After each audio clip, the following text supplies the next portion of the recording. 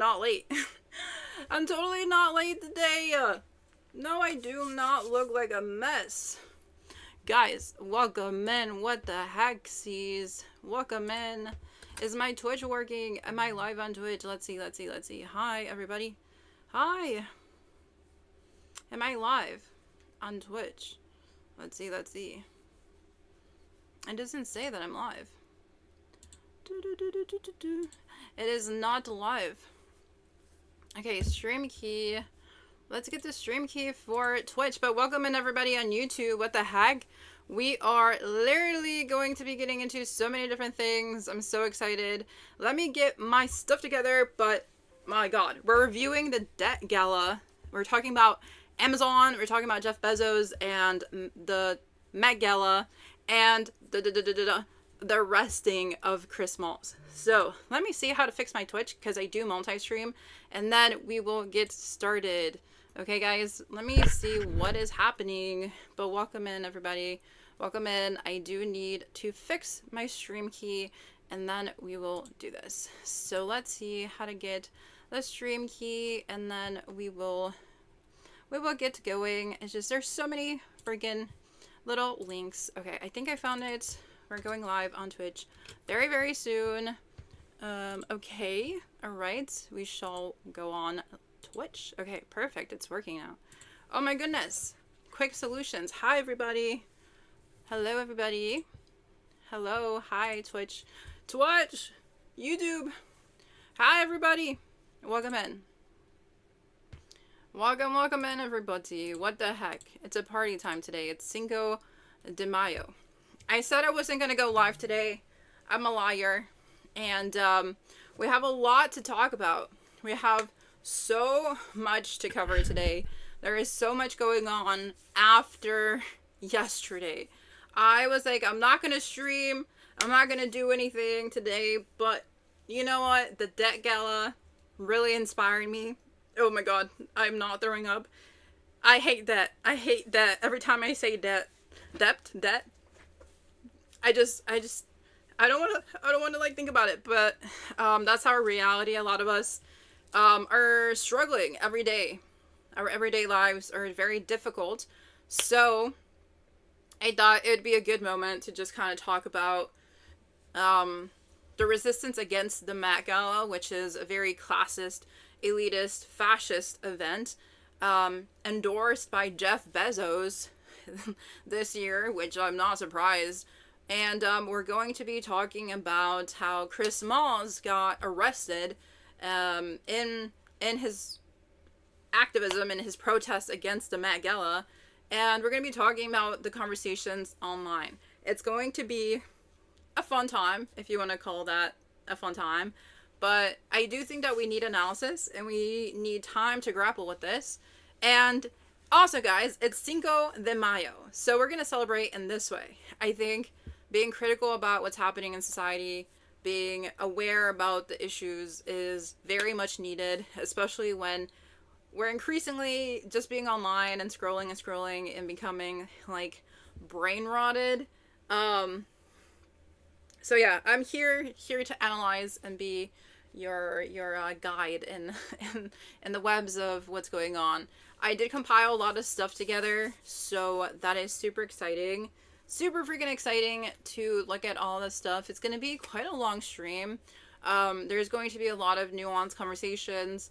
I am caffeinated, and I'm not like typically like this, but I did start a new job. I work as a barista. If you are not familiar, I do sustainable fashion news streams. I do environmental topics and social justice issues here on Tuesday, and today we're just heavily concentrated on social issues.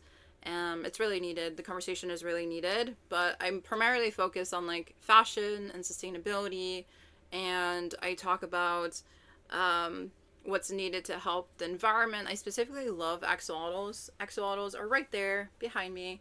So yes, that is the vibe for today. I'm not sure if anyone got the notification for Twitch because I was a couple minutes late. My bad. Traffic was horrible. I literally got out of work today. I look rough, okay? I look rough. I just literally got out of work today. My hair is so nasty. Should I fix my hair? I feel like I've been constantly touching it. Constantly just touching and touching the hair. But we're gonna grapple with all this. Let's see who jumps on, who like cares to be an informed citizen on Cinco de Mayo. I personally do not celebrate Cinco de Mayo. I think personally, if you celebrate, there's something wrong with you. If you're participating, there is literally something wrong with you. It's not even for the Mexicans. As a certified Mexican, raised with Mexican Americans and embodying the culture, because I am Mexican American, I don't really understand what Cinco de Mayo is. And I've been a Latina activist, and I've read theories about Latinidad and philosophy on identity, and I don't get it. As a self-proclaimed nerd, I do not understand the theory of Cinco de Mayo. But if you're celebrating, just look around, see if you see any Mexicans or Latinos. Most likely, you will not. And I will tell you that everything you need to know. That is all that we need to know about the holiday. I think if you're celebrating, though, and are aware of the hypocrisy, at least stay safe. Stay safe, have fun, and enjoy yourself. And just know that America is very interesting. A very interesting place, very interesting indeed. As an American, I've seen so much culture be warped into something else that has essentially been commodified for the digestion of the privileged. The digestion of the privileged. Okay, my hair is fixed. Wow. Woke intro is over. But guys, I'm so ready to stream. I don't care if one person watches me or 500. We're gonna get into it. This is a point. And I'm just really happy I'm streaming. I'm just so grateful everyone and anyone joins. Like, that's just what I freaking live for. So it's gonna be good. It's gonna be good. I'm gonna pull up some things on my laptop. I do need to charge my phone. Oh, I know, it's actually full charge. Very interesting. Full charge ahead. But quick hold. There is some logistics on my end. But we will get into the Debt Gala first. The logistics. I feel like no one is going to jump on today because everyone is partying. I went to work and everyone was talking about how they were going to go party it up. And I was like, oh my gosh, my stream is going to be dead. It's going to be dead. But if anyone does jump in, that's going to be like a testament to who they are as a person. That they're willing to grapple with the hard things in life because they care that much. And if you watch the recording of this and you're skipping ahead or you're just watching this in full and I'm in 2x speed, just know that your commitment to education and caring about this is very much noted in a world that is often apathetic and cruel and self-serving, especially because of our individualist culture.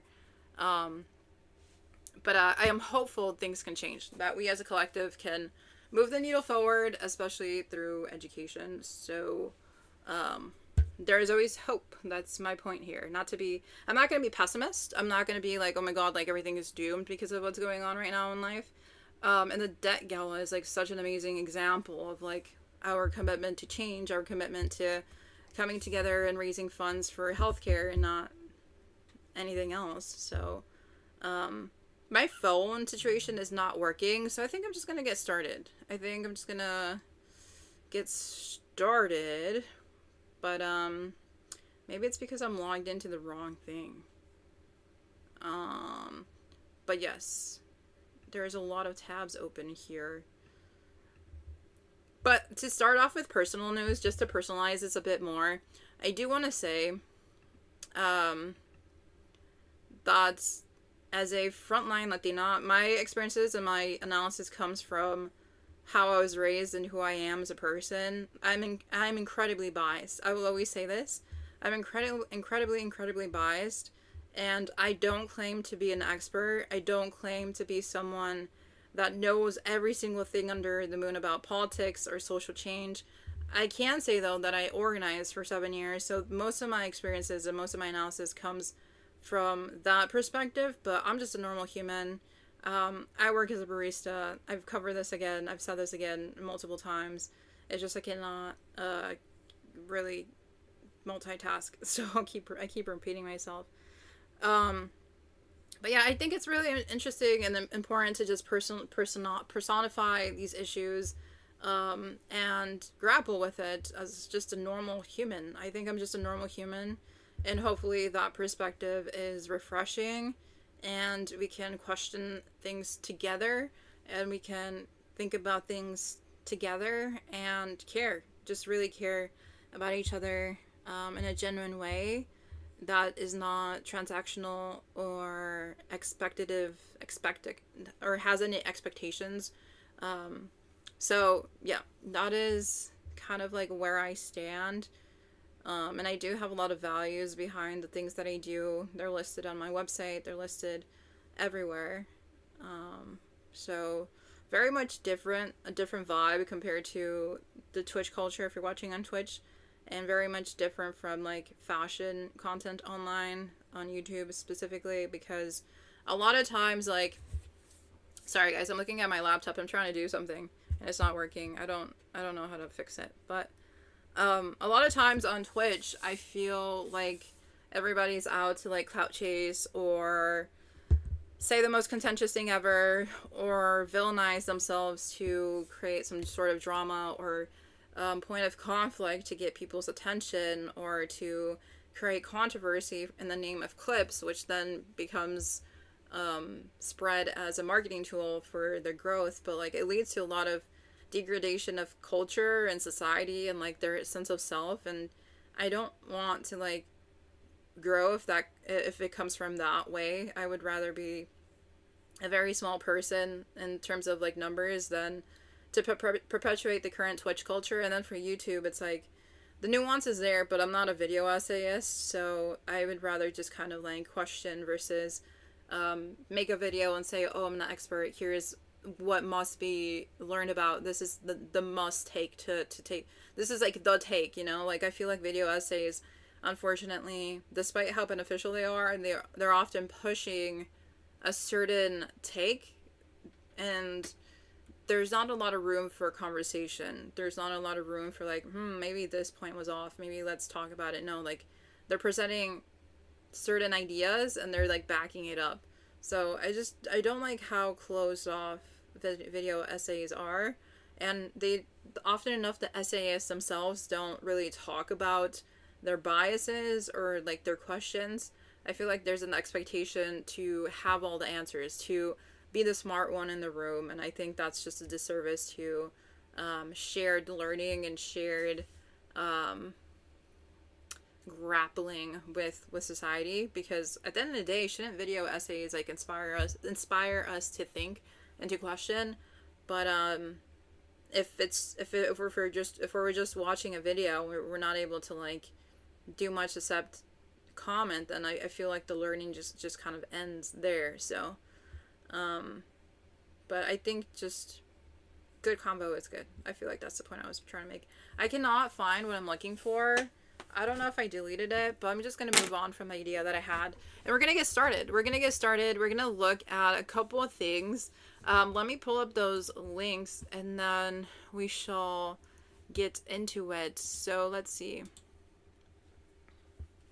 Actually, let me go back. Alright, let me go back. We are here. Let's see. So we're going to pull up some of the things that I've been seeing from the Debt Gala. We can also watch last year's. That could give us a good idea of what the Debt Gala is, versus just pulling up random TikToks. Okay, let me pull up the last year's, the Debt Gala. We can look at some videos. I'm going to share my screen in a moment. Okay, so there's some good stuff that I just found. Alright, perfect. YouTube has saved us once more. YouTube is amazing sometimes. So, alright. This was by Now This Impact. This was 2 years ago. And they break down how the Debt Gala tackles medical debt for those in need. So let's watch this one first. And then we'll watch the most recent ones. Not the ads. Not the ads. Okay, let's move forward. And then one of my co-founders, Molly, her fiance, Layla, told us about this amazing charity called RIP Medical Debt, which buys and relieves medical debt for people all over the country. And then we decided we could put on our own version of that and raise money for people in need. And then we came up with the concept of the Debt Gala. The founders of the Debt Gala say they hope proceeds from this charitable event will help some of the most vulnerable Americans. I learned since planning this event that medical debt is the #1 cause of debt amongst Americans. And we thought if the money from this event is going to go anywhere, it should go to people most in need. Smoothing the real Met Gala's tradition of an annual theme, the Debt Gala theme this year was garbage and glamour. And many attendees dressed in gowns made with trash. Oh, it's a trash bag. Literally, I just took the word trash and I really ran with it. And I just picked up a simple human trash bag and just put it over my head. How about you? I did the same concept, except I expanded it to the whole dress. You? I had this bubble wrap lying around in an old dress. Put it on. Borrowed her idea, an excellent idea. I just want to explain my outfit. Okay, it's about trash. So I'm covered in condoms and Fexi. That's trash to me. Why? Because your girl just had a hysterectomy. So yes, I don't need these things anymore. And I'm in medical debt because of it. I wouldn't say we're anti-Met Gala at all.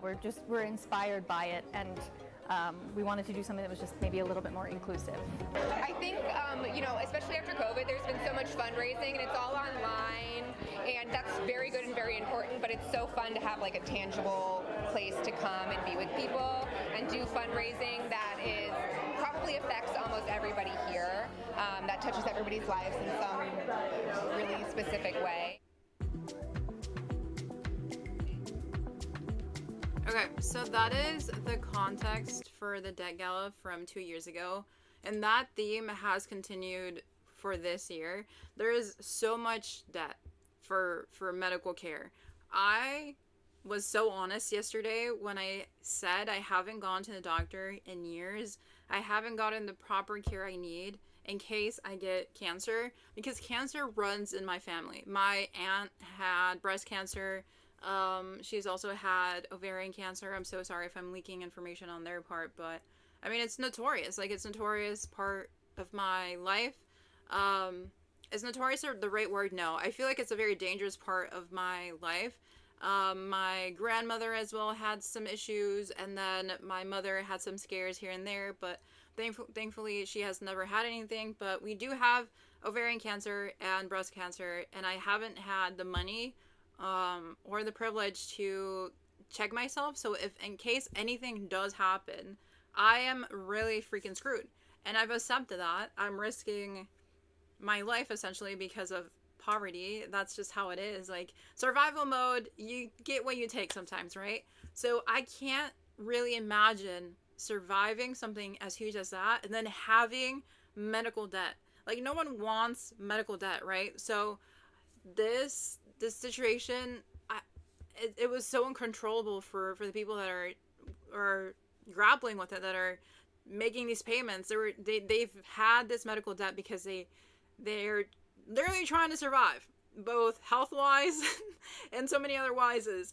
Oh my goodness, my eloquence has left me.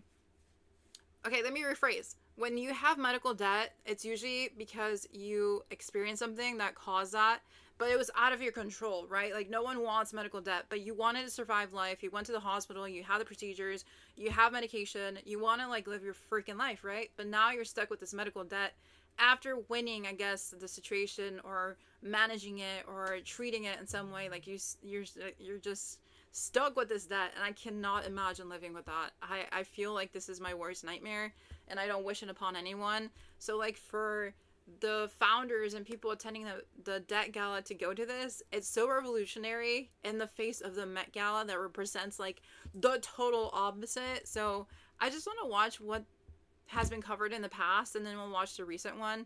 I'm kind of jumping back and forth, guys. I'm bad at being caffeinated. I drank too much coffee today. I was tasting everything. Hi, Marissa. There is so much sugar in my veins. Dude, do you like the barista version of me? Because my god, I have so much freaking energy. But let's watch this one. Let's watch this one. More than 2.5. And I cleaned toilets today. Isn't that crazy? I jumped from cleaning toilets to getting in my car, driving over in jam-packed traffic to come here. I'm happy to talk about medical debt, so we can be more aware. And Marissa, also, thanks for joining me on Cinco de Mayo. Why are you not celebrating the gentrified holiday? What's wrong with you? Where's the chelas? Where is the fake Mexican outfits? Where's your cowboy hats? Where's your cowboy boots? Where's your party banners? Where's your Spanglish at? Come on, girl. What are you doing? Get out there and be the celebrator of gentrified holidays. Come on. Are you not a true American? Do you not bleed the red and white and blue? Well, come on, guys. Be real now. Cosplay Mexicans and Latinos. What's wrong with you guys if you don't do that? Today's Met Gala approaches. Hundreds of New Yorkers are gearing up for various alternatives. Anna Klieger is in downtown Brooklyn to show us one event is using fashion and performance to make a real difference. The makeup is packed, the jewelry is ready, the outfits are glamorous. Performers are dancing through their routines at their final rehearsals before the 3rd annual Debt Gala. Dancers from the Royal House of Silk will be among those dazzling the crowd for a cause. It's a red carpet fashion show to raise money to relieve Americans' medical debt. It's important to check up on those that get quiet, especially in these times of need. Co-founder Tom Costello, a Broadway theater director, says it was an idea born after the pandemic. Because of the way that our medical system is run in this country, it is one of the most punishing ways that people are affected. We really wanted to figure out how we could be most effective in helping to make people's lives somehow better. In the past 2 years, organizers say the gala has raised enough money to forgive more than $2.5 million of medical debt. The night is $2.5 million of medical debt forgiven because of this beautiful event as a revolutionary act against the Met Gala. This is my definition of what I love in life. That people are upcycling shit to make really cool outfits, taking a stand against something, having actual values, and addressing something that is negatively impacting normal everyday people, and then creating this like some benefit of being like, hey, here is the money that we raised. Now we can actually help people have a better, more dignified life. Like, this shit is what I live for. Like, the Debt Gala has like all my freaking support. I truly love them. I think they hosted this year's in New York. I feel like they always hosted in New York. Bro, New York is where it's at. It's just like, I would never want to move there. I just want to visit so bad. And I feel like maybe next year, if I ever get to New York, it would be to go to this freaking event. Yes, I will create carbon emissions. I will get on a plane. But I would love for next year to participate. Like, I feel like my dream of New York would be encapsulated if I'm even able to go to this event. Imagine if I can like take a picture with that backdrop and like live stream it maybe. Oh my goodness. And then I can like get my vegetarian hot dog and heat it up and then ask one of the hot dog vendors to give me a hot, warm, what's it called? Bread thingy? Bread hot bun thing? The bread. I asked him for the bread and then I put my hot dog and then I put the ketchup, and that's my dreams come for true. And then I make it in life that way by going to the Debt Gala. Wouldn't it be amazing? Guys, we need to go to the Debt Gala.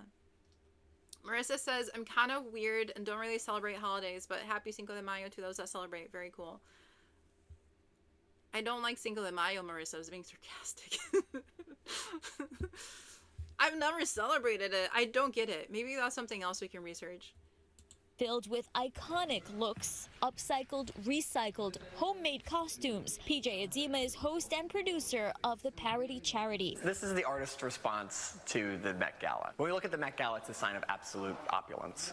And right now there is such a disparity between the hyper-wealthy and the needs of so many people in this country. It's one of several upcoming alternative events meant to give regular New Yorkers a chance to show their best on the red carpet.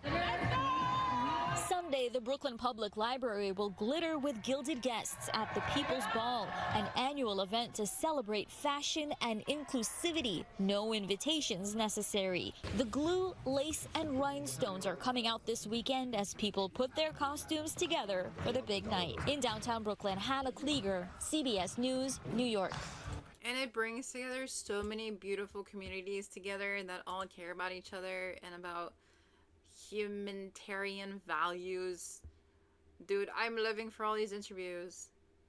Dude, I don't think they have an official YouTube.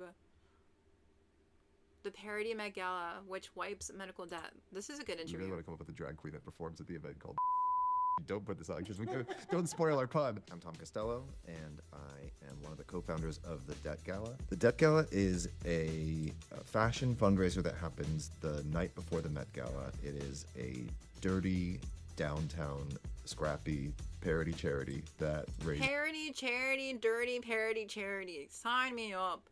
Dude, I completely forgot this was a thing until it popped up on my social medias.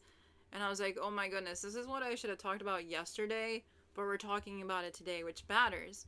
Especially as so much of the Met Gala outfits have been circulating online, and my god, it feels like the Hunger Games with the Met Gala. I was looking at a dress that was made out of bubbles, and it was spraying bubbles, and I was like, bruh. And then I saw Emma Chamberlain in a Van Gogh-esque dress, and I was like, nah, bro, take that off. He ate paint. He ate paint. If you want to wear his inspired dress, you should eat paint with it, because fashion is art, right? She should have ate some paint. That was a bad take. But the thing is, it's so absurd what was being worn. Just take it up a notch. Embody the art by eating the art, just like Van Gogh did. If you got inspired to do the dress, you might as well be inspired to eat the art. That was a bad take. Money for medical debt related causes in the United States. I associate directed on a Broadway show in 2022, and my friends and I were at a bar afterwards talking about how disappointed we were that for all of the conversations that have been happening in our community about change, the healthcare system was so unfairly targeting and taking advantage of people who were most struggling. And we were on our phones at the time. We looked at the news, and we were looking at the fact that the Met Gala was happening right then. There was all this coverage, and we said, why isn't somebody like doing something like this, but to fundraise for people who are most in need, who are most affected by wealth inequality? And we sort of looked at each other and said, well, why don't we do that? It was true for a time that the wealthiest and the most poverty-stricken congressional districts in the United States were only a couple miles apart from each other in New York City. That some of the people who make the absolute most amount and people who make the absolute least amount live in the same city in the United States. Our medical system is terrible in that it... Dude, do you guys want to know a story or just my life? I have never been a risk taker, like a physical risk taker. I don't know if that makes sense. Like, for example, if there's a trampoline, I'm not going to get on the trampoline because if I break my leg, I'm so screwed. My parents were factory workers and are factory workers. My dad works in agriculture sometimes, but my mom works in a warehouse right now. She used to be an assembly line worker for most of her life. That's how she raised us. I was raised on assembly line wages because she was the one that mostly provided for us financially. My dad, who knows what he did with his money. Anyways, but I was raised by factory working people, you know, hard workers. My mom's American born. My dad was naturalized. So both American, okay? Do not come after my parents. That's okay. No assumptions. They're American, but they're also Mexican and hardworking. The backbone of this freaking country. Frontline workers in the very definition of it. My mom actually worked at a nursing home during COVID, and she cleaned the rooms where people were dying with COVID. I'm sorry there was no trigger warning to that, but she was the one cleaning the rooms of the people dying of COVID in a nursery home. Okay? That's the people that raised me, right? So when they said we don't have money for you to get hurt, I believed them. I never had cable. I never had luxuries. I never had anything for myself except used items that cost $1 at the thrift store.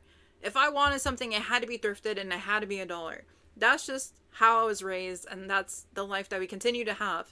So there was no room for injury.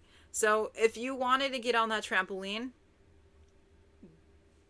who's gonna pay for the broken leg? Oh, you want to like be freaky about it and like jump on a wall and do a little trick? Who's gonna heal your arm if you break it? Oh, you got scratched from doing this random thing. Who's gonna take you to the doctor? There was no room for me to make a mistake, and there still is no room for me to make a mistake. The amount of pressure it takes to be perfect and so many different things is a burden that I do not ever want anyone else to experience. And one of the burdens that I have is to not get hurt. Oh, you want me to go do a flip? Oh, you want me to go on the trampoline? Oh, you want me to go run a marathon? I do not have the bandwidth, one, and two, I do not have the ability to take that risk, because if anything happens, I cannot go to the doctor. I cannot go to the hospital. Why? Because I do not have the money, and no one in my life has that money. And let's say I'm forced to heal something, forced to fix a broken arm, a broken leg, a scratch, and I go to the hospital. That debt, I will not be able to pay it off. I don't even make a lot of money. Minimum wage is not enough to survive right now. So there is a lot we have to kind of grapple with as a low income individual, and one of the things I can't do is incur medical debt. I know it's uncontrollable at a certain level. It's uncontrollable at a certain level, right? But I do not take risks. I do not take risks unless I need to. Oh, you want me to go do that shit? Nah, I'm good. I'm gonna take the safe path. That's why I'm always thinking about strategy and how to like move forward in life, because my mind has been my knife, my weapon. I cannot risk a lot. So strategy compensates for the lack of privilege I have. Oh, okay, what's the safest option? Let me think about it. Let me plan. Let me actually like execute. That's the reason why I have what I have right now, because anything else can ruin me at any moment. At any moment. So I constantly have to be thinking ahead. I constantly have to be understanding what's going on around me, and I constantly have to pivot. I'm flexible to a fault because I've had to survive, not because I've wanted to. I wish I could be my own person sometimes and be and act however I fucking want. I wish I could jump on that trampoline and break my leg because I want to. I wish I can like do whatever without thinking, oh my god, will I be able to afford the hospital bill? Like, I just want to take a risk and know that I can take that risk, but I can't. I can't take risks, especially one that involves physical harm. So I really am jealous about people that can just like go on an adventure and not worry about the repercussions. Because for me, like, I don't know. I just have to think about a lot of stuff all the time. One time I went for a hike in Montana. Dude, I was throwing up. I was having an asthma attack, basically. If my friends didn't have the asthma thingy, what's it called, inhaler, I would have passed out. And we were up in a freaking mountain, and the elevation is horrible. And I was so close to throwing up again, but I had drank Gatorade. I had eaten very little. So again, the idea of strategy is very important to me, because like, what if I had eaten? I would have thrown up twice. I would have become more weak and more debilitated. But I was only really able to take that risk because I had friends that were willing to like help me and had the resources to help me if I was to pass out, which I think they knew I was going to, because one, I don't really hike much. Two, the elevation for someone from Chicago is a lot more impactful than someone native born to Montana. And three, like, I had no clue what I was going to get into, and they had a sense of like what it takes on the body. So they were an expert in that field of how to manage those situations. Marissa says, OMG, I can totally relate to the phrase, we can't afford to you get hurt. Yeah, dude, that there's an ability to do things without getting hurt, obviously. But my point is like, yeah, the same thing as you're saying and resonating with, like, I cannot afford to go to the hospital. I cannot. I will not be able to afford that in a long time. Even if I have a job, right? Even if I work full time as a barista, let's say, with tips and whatever and the benefits that come with that, I still cannot afford routine checkups. Like, that will come with time, unfortunately. But life throws you in situations that doesn't wait. Life doesn't have patience. Like, anything can happen at any moment. So you have to just be forced to be careful or like take precautions. But again, like, anything can happen at any moment. Marissa says, sorry for the typos, my phone keeps auto-correcting. Well, no, I got the point. You're engaged and you're understanding, and I'm understanding, you're understanding. So we're good. I get it. And I don't write perfectly, so it's good. That's fine. Carrie says, hello. Hi, Carrie. I know I said I wasn't going to go live today, but the Debt Gala really sparked something in me, and there's been so many nuanced conversations online about the Met Gala, especially after what feels like a mass boycott of it. And Chris Malls, which was the ex-president of the Amazon union I was talking about yesterday, he got arrested after protesting the Met Gala. So we're going to cover all that stuff. But I'm happy you're here. Hopefully you've done a bit more homework and you feel a bit more calmer. Sorry you didn't get the notification. I like zoomed in, right? And my Wi-Fi wasn't working on my PC, and Twitch is just very particular with jumping on exactly at 5 p.m. and I just couldn't do it. It was impossible. So my bad. I was late and it messed things up, but what can I do? I got out of work at 4:30. Traffic was awful. So I got the notification, but I couldn't get on at the time. Okay. Well, that helps to know. I guess Twitch doesn't hate me. But thanks for jumping on when you can. It is so expensive to get anything, to pay for anything.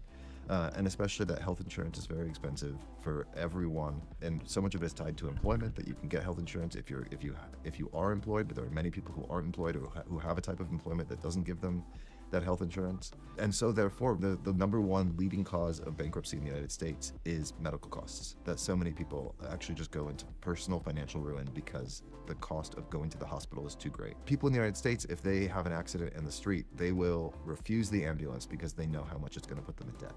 As creative people, we knew that the things that we could do best were, one, get attention and get eyeballs on the event in the first place, because what we do is inherently a performance of creativity, and it utilizes the skills of so many weird people in New York City that just want to come out and make a great outfit that helps celebrate people. And then, two, it helps raise awareness for the organizations that we're fundraising for. Oh man, the best outfits. I mean, there's so many incredible outfits we've had over the years. Our first year's theme was Garbage X Glamour. What if I do Eat the Rich next year as a DIY project as I prepare for attending the Debt Gala? I feel like it was an open invitation of sorts. We'll look at the website right now to see how people were able to attend, but I feel like it was open to the public and you just had to pay maybe something, like a ticket.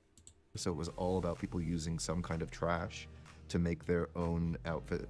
And we had an incredible one. There was a student, at the Passion Institute. A saga, sorry I'm pausing so much, but I do a live stream where I do like, what's it called? I go to dumpsters and I find stuff, right? And then the things that I find, I make a dress out of it that's themed Eat the Rich. And then we go to New York and we attend the event and we live stream the event. What about that? That would be a dream to come true. That's next year. Guys, by this time next year, we will be doing this. Mark my words. I am not quitting this shit. Everyone is going to be so freaking annoyed about the activist fashion-y girl on Twitch and on YouTube, but who cares? We're bringing wokeness to this shit. Yes. I don't care if only 5 people are still watching me, or if like 1 person watches. As long as I get like 1 person type, oh my god, you're slaying, I'm good. I will call that success. All I need is, oh my god, you're slaying on that live stream, and I will be the happiest gal ever.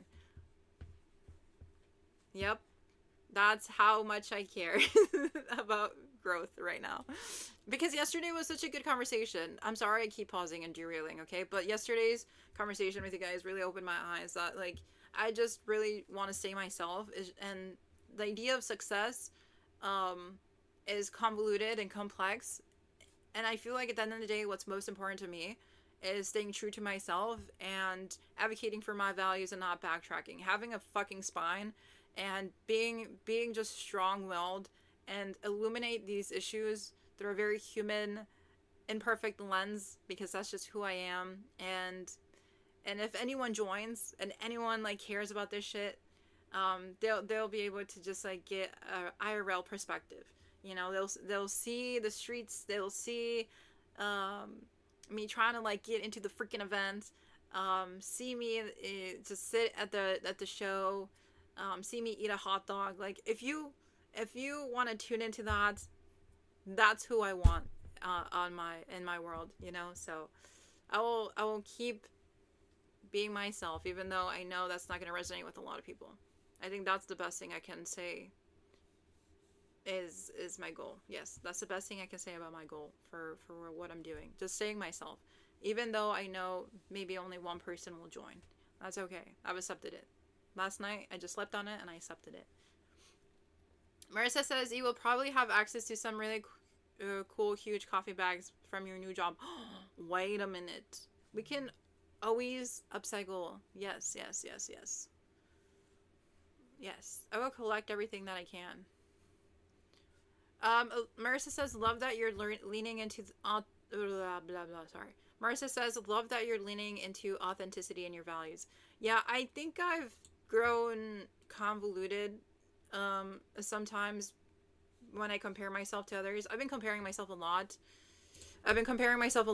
And I think success can be something very elusive and very mysterious sometimes, and like you have to define what that means. And yesterday I was like, what does that mean to me? Like, do I want to be quote unquote number one, or what does that look like? And so I kind of grappled with it, and I just kind of remembered that I have to like advocate for myself and others and try to create a legacy where I like actually try to move the needle for social issues and social change. And just my perspective could matter. I don't feel like I matter sometimes, so I'm like, okay, like what can success really mean? But I think success is just like showcasing sustainable fashion, environmentalism, social change through me grappling with it and you guys sharing that journey with me, and then we get to go to cool events, we learn together. I think that's what success is. Being real, being honest, having courage to tackle these things, even when I don't have all the answers. Like, what was it? I forgot his name. Unknown? No, what's it called? Hollow Soul. Hollow Soul yesterday was being so smart. He was talking about dialectical materialism. I'm not that smart. I'm not that smart, so I kind of got nervous, and I was like, fuck, he should leave. Like, I don't deserve his attention. But, like, I'm not the perfect example of someone that should be doing this. Like, I'm learning with you guys, right? So Marissa says it will resonate and inspire the right people. That's what I was hoping, and that's kind of like what I slept on. Like, if you want to be here, you will be here. I cannot pretend to be anyone else. I cannot force myself to change. I cannot aim for something as impossible as being like this elusive idea of number one in fashion. That's just colonialism. That's just unfrittered growth. Because how will I grow to be that level? Like, maybe I don't want to be that level. Like Emma Chamberlain, I feel like is now a good example of being like the number one fashion creator, and she's wearing a Van Gogh gown at the Met Gala and not talking about anything except like her outfit. Like, I don't, you know what I mean? Like, I don't think that's my role, and I realize that with you guys, and I think it's just okay to be myself and like keep my world small but real, and that will be enough. That will be enough, and I've accepted that. I will just be me, and that will be enough. Marissa says, I hope you write down this clarity so if you get lost again, you can come back to the center. What should it be? What would you summarize that to be? I feel like I word vomit a lot. Do you have like a sentence I could write down and I'll like look at it every time I stream? If you don't mind. If not, that's okay. Carrie says you could call it recycled roast and make a collection of coffee bag fashion or something. That'd be so cool. That'd be so cool. That'd be, yeah, recycled roast. Wait, I kind of low-key love that. Recycled roast. Do a little roast. And she made one out of this beautiful dress out of mesh and garbage bags. This one woman made a shawl out of pink bubble wrap, and she also rolled bubble wrap down the red carpet and walked down it and popped it all the way down. I made one of used wooden train sets and made a train out of those trains. Last year we did sleeping baddies, which was all upcycled sleepwear or sleep-related looks. Another one of our friends made this amazing outfit out of old teddy bears. But then this year, I feel like was the best year yet. Our theme was Let Them Eat Cake, Ruined Riches. And people came out with incredible outfits. Some of them were French Revolution themed. My friend's parents came as, she was sort of a Marie Antoinette type character with a fan that said, "Let them eat plasma." And he was there on a chain, like in rags, and with a bag of like what looked like his own plasma that he's looking to sell. I think not intentionally, but there's something dirty and scrappy and alternative about it. We ask everyone to make upcycled or recycled or reused, thrifted, sustainable, some kind of somehow sustainable outfit. And so that means that people are also finding ways to repurpose things that are old. I made my outfit this year out of cardboard. Our red carpet is all scrap fabric. The thing that we New Yorkers like about the Met Gala, I think, is that it's an expression of creativity, that there are amazing outfits that are being shared on the red carpet, that there are some incredible designers who are doing really amazing work. Like Demi Moore had that like necktie dress this year, which I thought was really excellent, very campy and amazing. Sometimes very inspiring in terms of like just how people can dress themselves in fashion, and especially this year, the history of the theme. But also at the same time, for New Yorkers, the Met Gala is an incredibly expensive event. I think tickets this year were $75,000. I think it raised $31 million, I think is what it raised this year. I think we'll hopefully crack 31,000. So I think that it's also just a huge celebration of wealth, and it doesn't often do anything to help raise awareness of the people that are most in need. It's really hard to look at that event and see all that money being passed from people who have so much money to so many other people who have so much money to an institution that is amazing. And the Met is an incredible museum, and the Costume Institute is amazing, but also there are a lot of people who could use money right now, but it's hard to see so much activity around this one event. The way that the Debt Gala exists on the fringe of what the Met Gala does, we wanted the arts that are performing on the stage to represent that as well. And Ballroom is an incredible place in which that has always happened historically. And as soon as we reached out to PJ Adzema, who runs Stage Time, who produced the show, he was like, we have to get Robert Silk Mason to do the show. They are an incredible performer, they're an incredible dancer, and they must be part of this. And then they brought their whole dance house. Queen, wait, do you think if I go next year they'll let me live stream? I'll be like, yo guys, I love you guys, please. Let me capture this and I can share it to like my one viewer. Hey, surely I'll have one viewer. Do you Marissa and Carrie, will you guys still be watching? I will have 2 viewers plus my alt accounts, so I have 4 viewers. I will have 4 viewers that will want to watch. Please, please let me live stream this. And it will forever be saved. And then when people are like searching the Debt Gala and they want to watch it afterwards, or maybe whatever, like want to watch the Debt Gala. What if they want to watch the Debt Gala, Carrie? What if they want to watch it live and they can't be in New York and they can't afford to pay for the ticket? I can take them. I can take my 4 viewers and whoever wants to join me. And then the recorded video will be on YouTube because I multi-stream, and then the live stream gets saved, right? So whoever looks it up can have access to my entire journey and entire show and be like, maybe I can go to this next year. Wouldn't that be amazing? And then if you want to donate, you can donate through a link I have. And even if we make like 20 bucks, at least that 20 bucks will help someone alleviate their medical debt. That is my goal, guys. That is what I'm going to call success, right? That I can make it to New York and share this with everyone. But also, Marissa says a few words for me to be grounded and understand like, what I'm doing. Authenticity, education, community, social, and environmental change. Holy shit, bro, you cook. You cooked. You cook and you cooked. Wait, I have to write that down. And I have to, like, remember it. You know, I have to embody it. I have to, like, sit with it. And maybe we can have 5 people watch me go to the Debt Gala next year because of it. Do you think I'll get 5 viewers still? Or will I fall off and only have me and my alt accounts?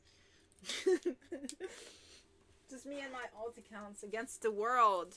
But hey, we will care about authenticity. Holy shit, the highlighter went everywhere. Sorry, I keep pausing, guys. Oh no, my cap left me. Where's the cap of the highlighter? Holy shit-doodles. I have to write that down. Marissa's on YouTube, by the way. She's on YouTube. Okay. Marissa, you said authenticity. Yes. I don't know how to spell authenticity. Fuck. Okay, it's right there. Education. Community. Yes. Social and environmental change. That is what we're calling success in this channel. If you don't like it, you can go. Alright, but at least I'll have me in my alt accounts and anyone who wants to join. And you guys, if you're still here, I would love to have you guys for as long as I can and meet you guys and collaborate and work together. Carrie, I'm waiting for your live streams. Carrie, I'm waiting for the live streams. Especially because they're going to be free during the summer, right? And then Marissa with her projects, I would love to support. And anyone else who's watching, I will also love to support your projects. Oh guys, I'm recruiting sewing streamers. I found an amazing, sustainable African-American LGBTQ man that sews on Twitch, and he's a sustainable fashion designer. And I was watching a stream. He had 10 watchers, 10 viewers on his Twitch stream. I wanna interview him so bad for my podcast. I wanna interview him so bad for my podcast. But I'm recruiting and I will be sharing. So if you have access to me, you have access to everyone that I know. You're welcome. I don't gatekeep. Carrie, I'll just be working this summer and I have a trip in June. Are you coming to Chicago? You gotta stream it. Carrie, do not procrastinate. Do not do this. Do not do this. Do not do this. Marissa says, I made a zine of my magazine. I made a zine of my values that I reflect back on often so I don't get lost. Yep, I'm locked in. Okay. She's locked in. Yep, a zine? Magazine? I don't know how to say Z-I-N-E. Zine. Magazine. Zine. Okay, let's go back to the video. I'm going to the opposite direction to Utah. Oh my god, girl. Damn it. Damn it. Fuck. Sad times. Else to perform in the event. We've always had drag as part of the performance. But have fun. Zine, like magazine, but mini. Zine. Zine. If I get closer to the mic, is it better? Zine. Performance. We haven't always had ballroom. Yeah, I mean, drag performers already understand camp and fashion and the performance of identity. They're some of the most natural people to be part of the event, and we wanted to figure out how to make that more central. This year we fundraised for 2 organizations. One of them is Undo Medical Debt, and Undo Medical Debt buys bundled debt for cents on the dollar. It's usually about 1 penny buys $1 worth of medical debt, because it is actually it's so inexpensive because it's so expensive to collect on that it's actually not worth very much. So somebody who owes $10,000 of medical debt, they actually can buy it for $100 and pay it off. And they do. It's amazing. So truly, like if somebody gives us $25, it pays off for $2,500 worth of medical debt. And so just being able to raise awareness for that organization alone, in addition to the money we raise for them, is great. So we wanted to raise for them, but also given the state of the current political situation in the United States, we really wanted to find a way to also support some of the people who are getting most impacted, and really wanted to find an organization that helps trans people and helps people of color. We found For the Girls, which is a New York-based, party-based, trans fund for Black trans New Yorkers, and they are really lovely and kind, and it's basically a mutual aid for Black trans people. And we especially wanted to help fundraise because of what we do for their medical fund, and so we wanted to help both raise awareness for them and especially raise money for that organization and what they do to help people who are most in need. It's a red carpet for the people. Our tickets were $35. They're very affordable. Plane tickets are more expensive, but 35 buckos. Oh my god, we're getting in, guys. I can get the 35 bucks and a plane ticket and a hotel. Oh shit. And okay, Uber. Okay, we're gonna have to save, guys. We can save. I can make this a goal. I have a whole year. I can do this. By a whole year, I can finally visit New York, guys. I can do that. I can do that, right?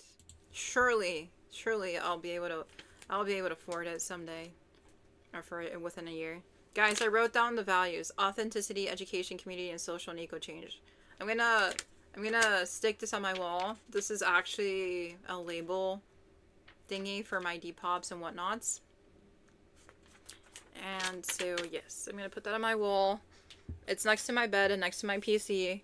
I will sleep on it, think about it, and live it. Thank you, guys, for the help. The sustainable designer, blah blah blah. I cannot talk. Marissa says that sustainable designer sounds very aligned. Looking forward to that talk, but also no pressure. I'll show him. Sorry, my brain glitched. What the heck? Maybe I should get food. But I was watching him yesterday. I'll show him and who he is. We'll stalk him. We'll stalk him live. The Debt Gala sounds so cool. Yeah, I learned about it last year, and I completely forgot about it. And then I saw a post about it, and I was like, oh my goodness. Oh my goodness. I love it. I remember. We shall support. We are really committed to making the event open to everyone. If people want to come, May 3rd, 2026. Tickets will be available sometime probably in January or February, and we would love to see them there. Kings and queens. Kings and queens. Kings and queens. Let's look at the website. The Debt Gala. Wait, no. Was I just sharing? Oh my god, no. Guys, was I just sharing my freaking face? Let's just go back. Dude, fuck. Was I just sharing my fucking face this whole time? Scratch that, edit that out. We were at the 7-minute mark. Let's just watch that again. Be a mutual aid for Black trans people, and we especially wanted to help fundraise because of what we do for their medical fund, and so we wanted to help both raise awareness for them and especially raise money for that organization and what they do to help people who are most in need. It's a red carpet for the people.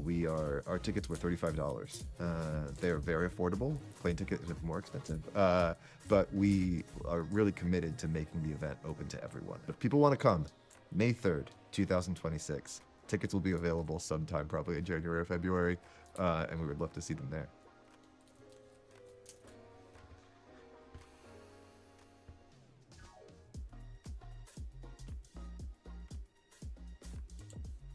Okay, now we look at the website. My goodness, that was a fuck up. Yep. I will share my screen in a moment. Wow. Really embracing authenticity today. Okay, the Debt Gala. Join the movement. Alright. Okay, you can donate. How much was tickets? Body of Work was the theme for this year. May 3rd at the Music Hall of Williamsburg. Oh my god, Williamsburg? Bruh, that's like the most artsy, expensive place in New York. Oh my god, that would have been a dream. Kill my heart and skew it over on a barbecue and cook it with some freaking sauce of some sort. General admission $44, premium $250. So iconic. 1,000 buckos. What does the premium get you? Access to the elevated Mason viewing and dedicated lounge seating, as well as 4 complimentary drink vouchers.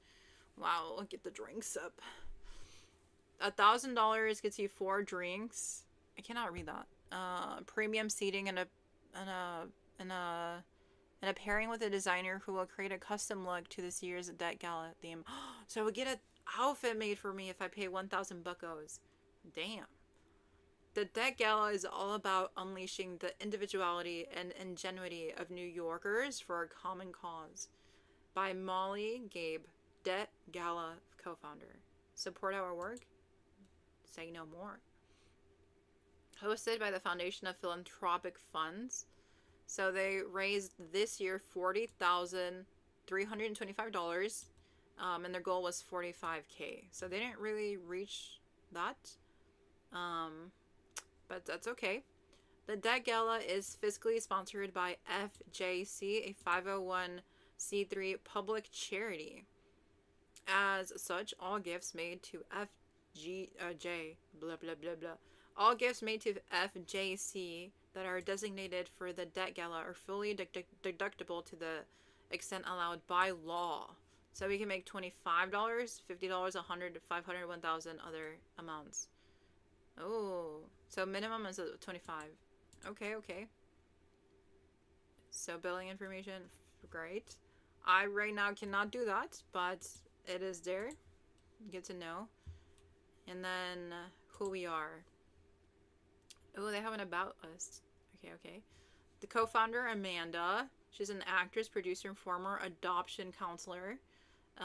She's originally from LA and co-founded the Debt Gala alongside Tom Castillo and Molly Gabe. Perfect. So this is Molly Gabe.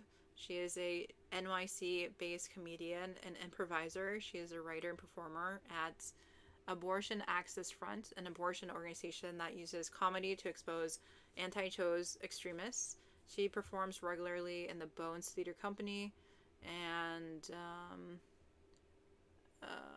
she's featured in other stuff as well. Great. Sorry, I'm kind of skimming. Tom, this is Tom, one of the other co-founders. Let me lower myself down a bit so you can see that.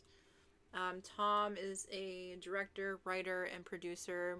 Most recently, he was the associate director of the Hollywood production, I cannot read these small words, The American Buffalo. He is directing 2 world premieres at the 2024 Edinburgh Fringe with his company, Brooklyn Bottling Company. Okay, and then we have the creative producer. We have creative ops, communications lead. Perfect. Oh my god, there's a whole team. Content lead, community coordinator, and social media lead, and development coordinator. Interesting. Marissa says, one word that I always hear you mention is accessibility. This is such a wonderful and inspiring gala. Yeah. I guess accessibility is needed because for me, I love streams that show me a world that I could never have access to. So for example, like one streamer that I watched was Cinna, and she went to Paris, and I was like living vicariously through her. Not to be parasocial, not to be weird, but like when will I be able to go to Paris, right? When will I be able to go to the Eiffel Tower? When will I be able to get bread in Paris? When will I be able to wander around? Probably never. At the situation that I'm in life, at the point I am with my money, with my health, with my priorities, I may never get to Paris. So I've accepted that, but I'm joyful and grateful that people like her with money, with resources, with the ability to like travel shows us in real time her experiences, and I can be like, oh my god, that was beautiful, and like she ate that, and this looks like this. So like I get almost a sense of what it would be like, and it's not to like live through her, but it's like it gives me a sense of what's out there, and I can kind of live it in a way. Even if it's through a screen, even if it's just her perspective, her POV, or technically the cameraman's POV, like at least I'm able to have access to it in some way, even though technically it's not real and it's not like really for me. but at least I was able to see it, you know? I have a sense for it now. And I hope that when I do IRL streams and I take people with me, like, they get a sense of, like, what the world is and what these experiences are and what these events are. And yeah, we can experience it together in that way, even though you're maybe in your house or you're working or whatever. Like, at least you can look at it. At least you can hear it too. At least you can, like, have a sense for it. Versus, like, just kind of watching a short 5-minute video on it and be like, oh, that's kind of cool. No, like, you can actually, like, jump in and experience it for, like, 4 hours with me, you know? I feel like people get, what do you call, enveloped in the stream. I don't know how to describe it, but, like, when I watch really interesting streams, I feel like I'm almost there in a way. Like, it's happening in real time, so yeah, accessibility is really important. I also don't know how to spell, and I don't really know how to explain stuff, but accessibility. I misspelled it. But yeah, I feel like it's more real to see a stream about something than just, like, a random 5-minute video. And if you don't have the funds to go there, then hopefully it was worthwhile for you to jump in, you know? Hopefully you enjoy, so I'll take you guys for free. Because right now, like, I don't ever see myself affording to do a lot of things that other streamers are doing, and they have the privilege, but they're sharing it. At least they're sharing it, right? And it's free for me because I have ad blockers on my laptop, so I don't even have to subscribe to them. It's for free. I don't even have to sub or watch the ads. Fuck your ads. I ain't paying for it. I ain't paying for your work. I will live your journey without paying for shit. Anyways, you get my point. I was just joking. I was just joking. So the Debt Gala is saying you are cordially invited to join us on the red carpet. So limber up and get ready to shake what your mama gave ya. What your mama gave ya. So a benefit show is open to everyone. $44. $44, yeah. So do I get access to the red carpet if I buy the ticket? What? Yeah, I do get access to the red carpet, get access to the performance, and then the dance party. Fuck. Should have gone this year. How? I don't know. Who is performing? New York's best performing talent. Okay, so this already happened. This happened on the 3rd, okay? It already happened. It's fine. We missed it. We missed it. We missed it.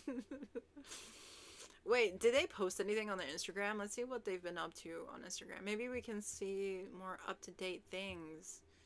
What's their Instagram looking like? Ooh. Hello? A few miles away. You clearly have the capacity to give. And we believe you carry the compassion to help others. But that event, though the Costume Institute didn't ask for it, aligns itself with the story that people have to choose between pain relief and groceries, between life support and childcare. Again, we're not saying that our little cause, run by volunteers, can take down that system, but your attendance there represents how you choose to send a message to people out in the world. And so we're here saying, from a few miles away, walk that red carpet tomorrow. And please, let your outfit be audacious. But consider donating to the Debt Gala. Or, screw it, donate to some other charity publicly today to let your money also represent the belief that we can help take care of one.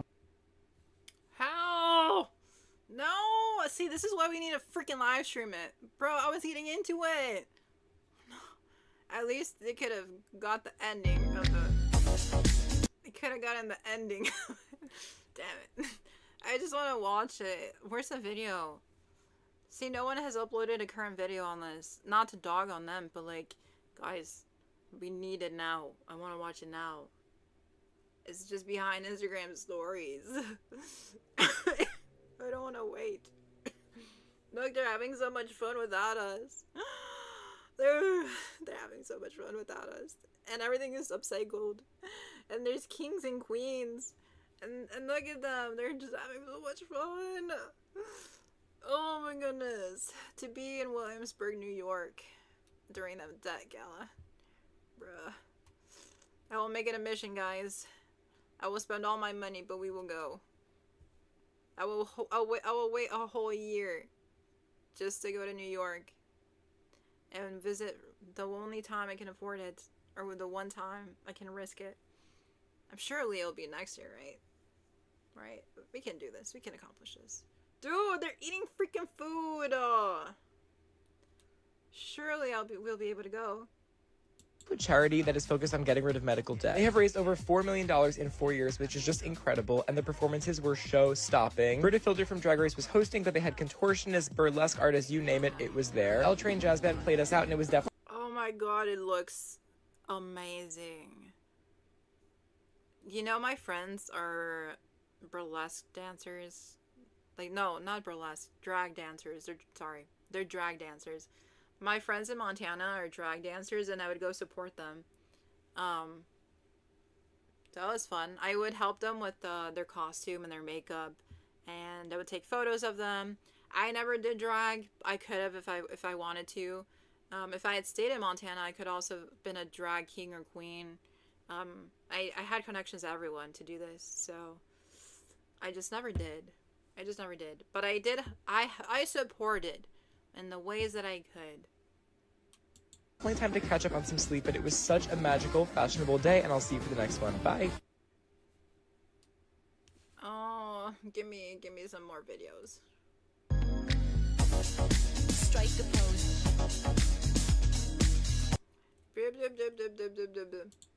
People are sharing an Instagram post that kind of went viral, but let me see what else we can look at. I think there's some stuff on TikTok. Let's check out the TikToks about it. But I think that's all that there is on the website. Who's talking? Who are the guests? Oh, it's just like the news outlets. I feel like they would like me as a streamer. Yes. Yes, they will see my videos and be like, yes, she can cover. I will cover.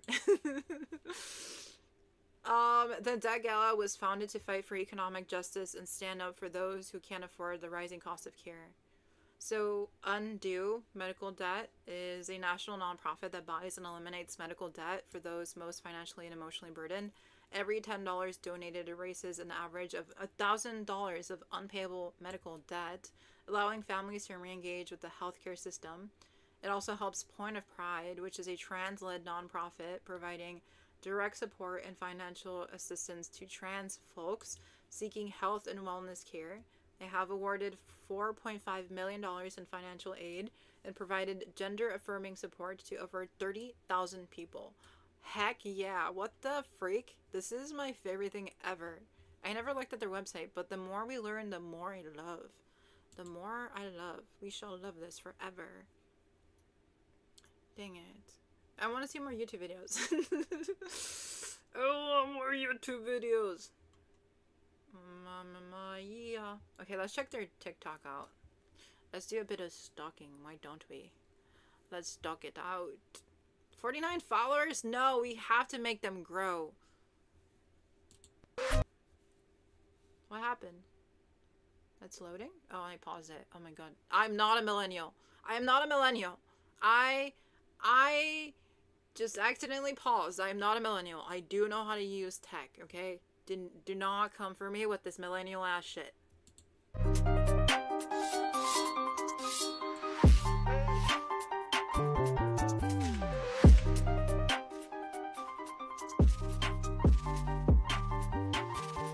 Oh, it happened May 4th this year. Okay, so it was actually the day of it happened. Gotcha. I did not try to misinform you guys. It happened the same day as the Met Gala. Interesting. Okay, that makes more sense. We'll get into that.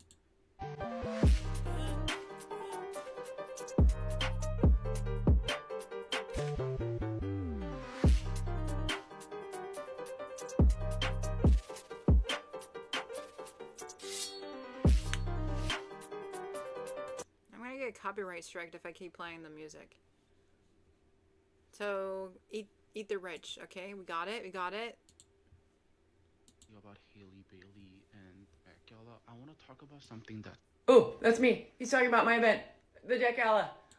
we're sorry we don't have a huge social media presence yet. It's just a couple of us friends throwing this entire thing. So also, if you want to get involved, please reach out to debtgala@gmail.com. The next one is May 4th, 2025. It started because I was just in a bar with a couple of my friends and we were looking at coverage of the Met Gala, thinking about how insane it is that this event just gets to exist in a vacuum. And we're supposed to give all these wealthy elites all of our time and attention while the rest of the world burns and while our government funds. So we decided to put on our own version that was accessible to everybody and where the funds go towards organizations that help people actually trying to survive in this godforsaken country. So this year we raised funds for the Debt Collective, which is a union of debtors. Please look them up. They're awesome. And $4, which helps people access charity care. So please come on out next year and free Palestine. Instead of talking. Oh yeah, baby. Oh yeah, baby. I don't know why I said that. When I like something, I go, oh yeah, baby. Okay, anyways. The Debt Gala. The Debt Gala. The Debt Gala. Carrie says it would be worth a shot to reach out to them next year about covering your tickets so you can stream the event, or even just asking to film there. Oh, Carrie, you're a genius. Why beg? Why beg for them to let me stream? Why not ask them to not only cover my ticket, but pay me for my work? Let's notch it up a bit. No, deadass, you're right. Like, they should cover my ticket, but I feel like I would feel bad because the money goes towards the charity causes, right? So, like, in a way, I would want to pay for the ticket. But if they do cover the ticket, I would still donate. And I would help be fundraising by putting the link in my stream. I'm sure 5 people would watch, no? But you're right. Like, there's a point here that I cannot just keep doing stuff for free.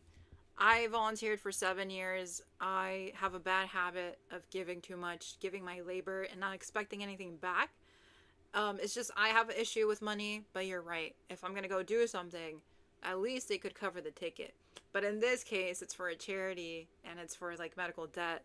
So it just, I don't know, you know?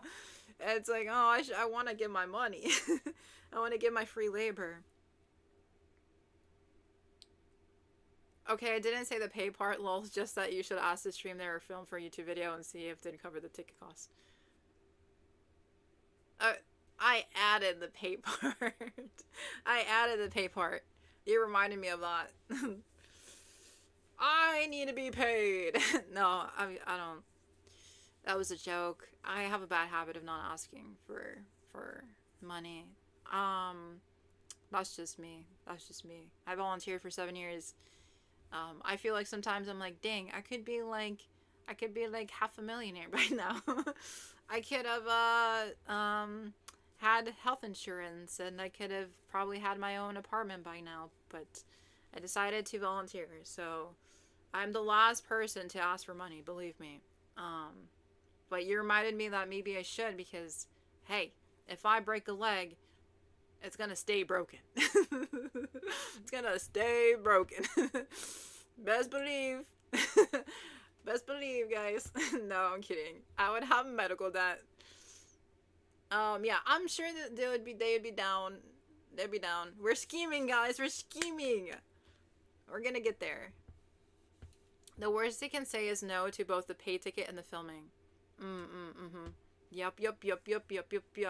Like, we can watch these TikToks. I feel like a lot of people are just like making videos about it randomly. So I'm sure they'll be fine.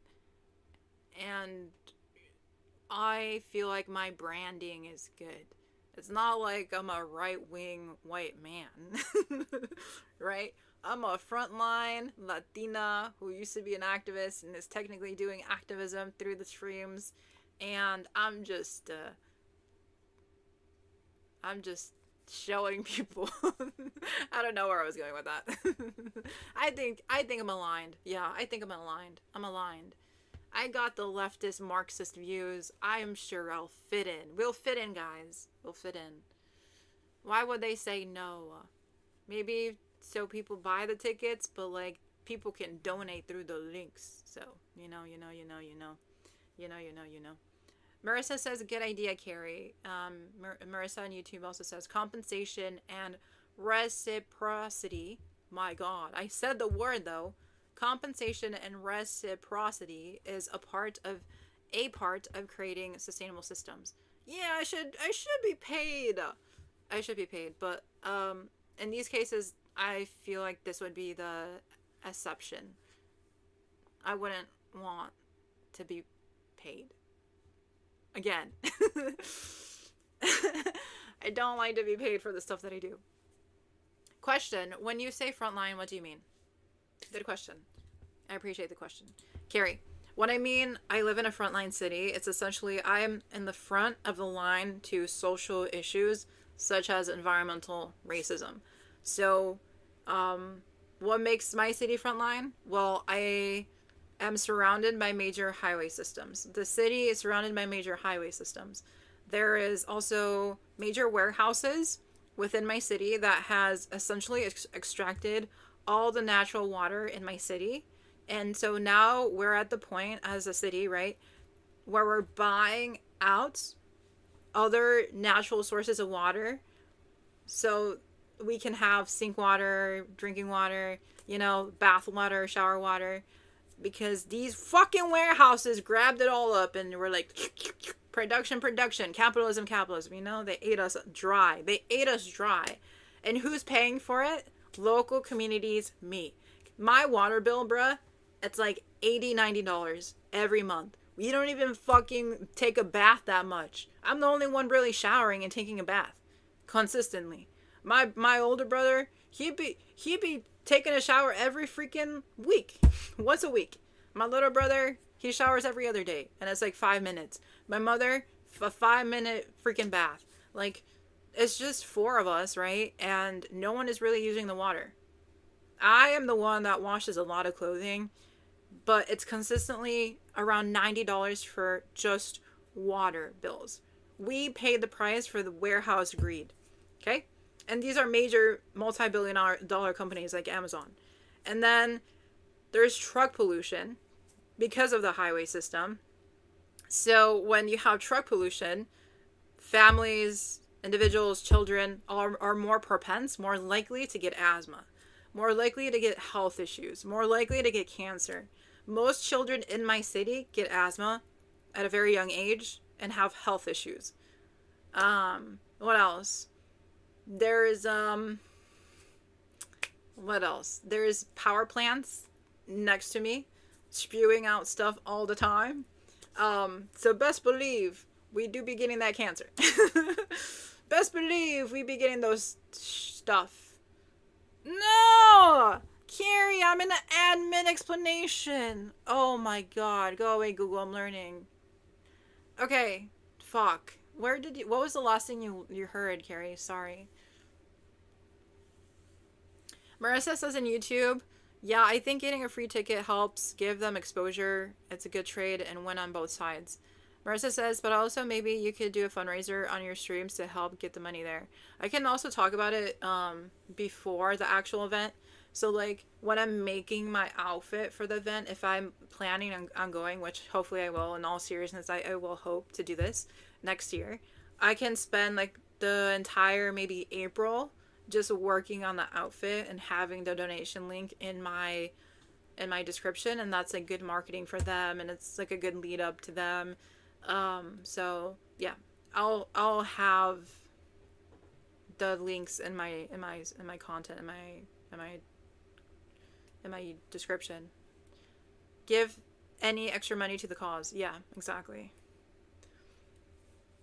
Yeah, so I feel like a free ticket wouldn't like cost them anything technically. Like quite literally, it's just as a thank you, just like a gesture maybe, a symbol of like reciprocity. But in reality, like I would most likely, hopefully, be raising money for them with my 5 viewers. Carrie says, I only got the first part of the explanation, but I think I get it. So I talked about the highway pollution. So that creates asthma. I talked about the water extraction from the warehouses And then I think you missed the part where I was saying that I'm surrounded by power plants and that emits a lot of chemicals. So we're also more propensed to getting cancer and just in general health issues. So again, it's just we're essentially in the front of the line to get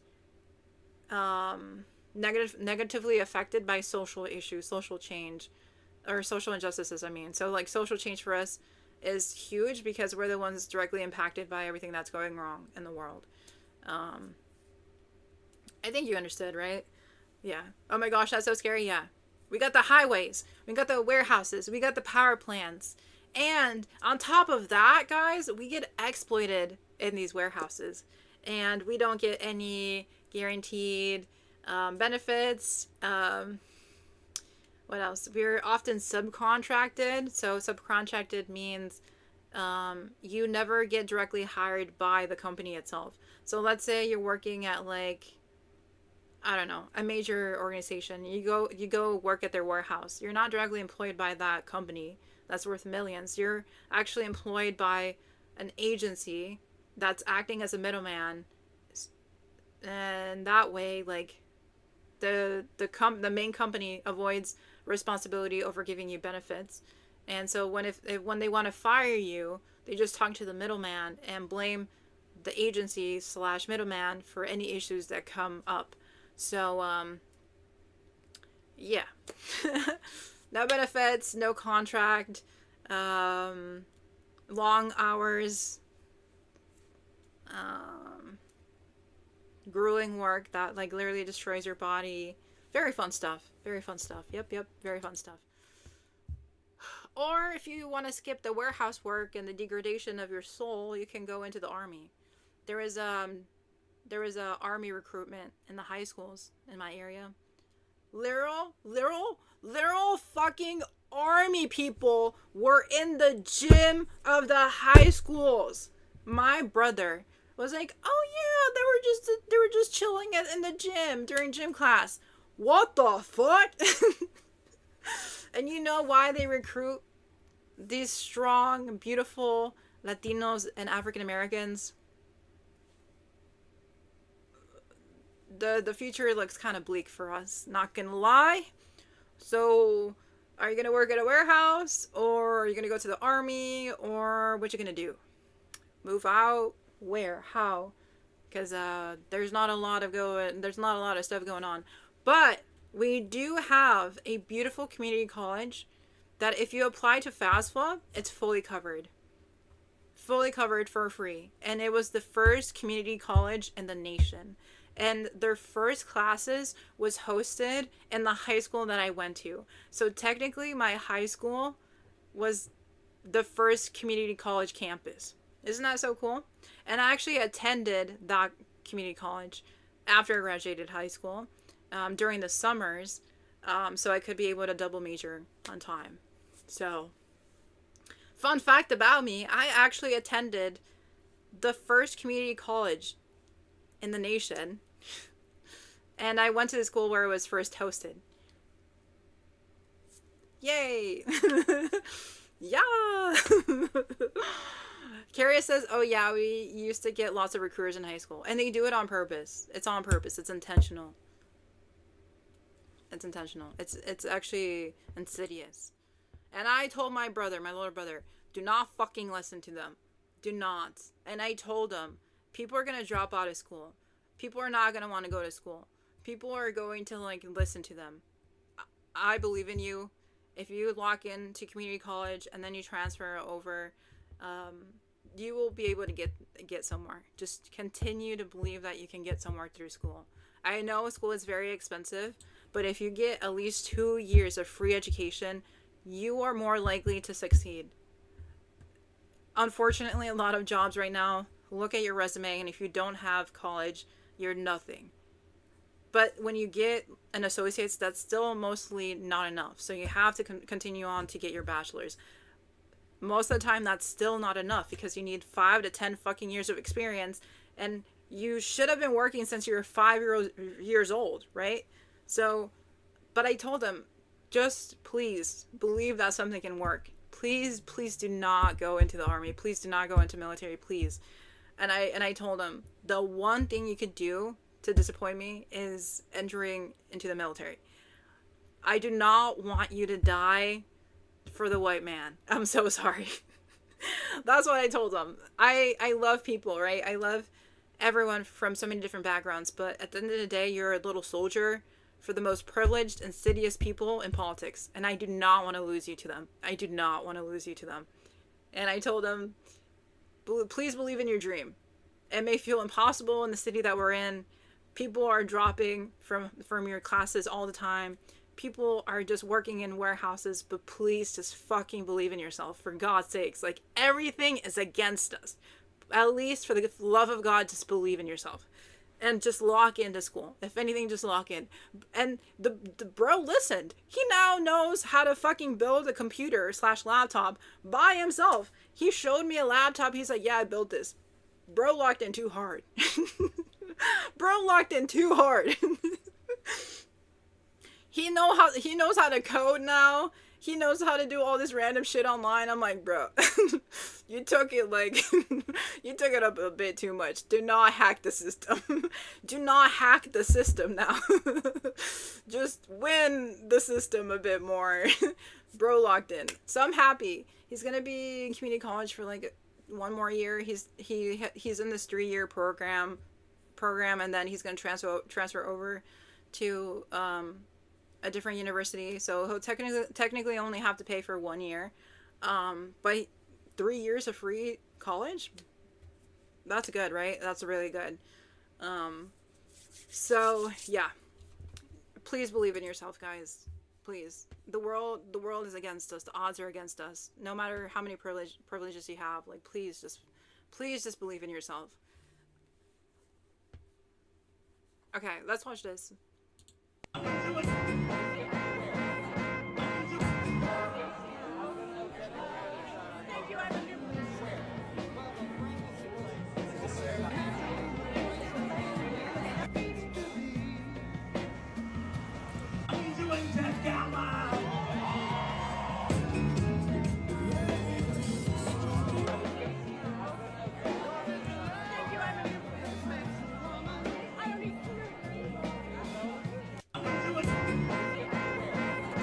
Why the heck does it look so much fun? Ooh, why can't I be there? Gala. So we are in Williamsburg. The Debt Gala is just starting to open up, but let's go ahead and check inside. So this is where everyone's checking in right now. This is the beginning of it as people are all gathering together, checking in, and we're going to head inside where you see the red carpet. Excuse me. Oh, oh no, you're good.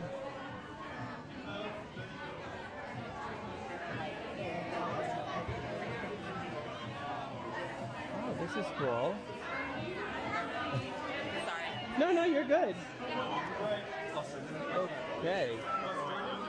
So, we opened up and moved everything over here. Originally, this sign was up here, but it's not. I am in the red carpet. Let's see if we could get a couple more. So, again, this whole thing just started. Just trying to get a couple shots of what's happening before anything else. Let's take a look at the stage. If you haven't had a chance, you definitely got to come out here. Beautiful spot. I'm trying to get there, sir. Howard, I will try my best. Marissa says, so glad your message impacted your brother. We need all the ethically minded, diverse people we get into tech.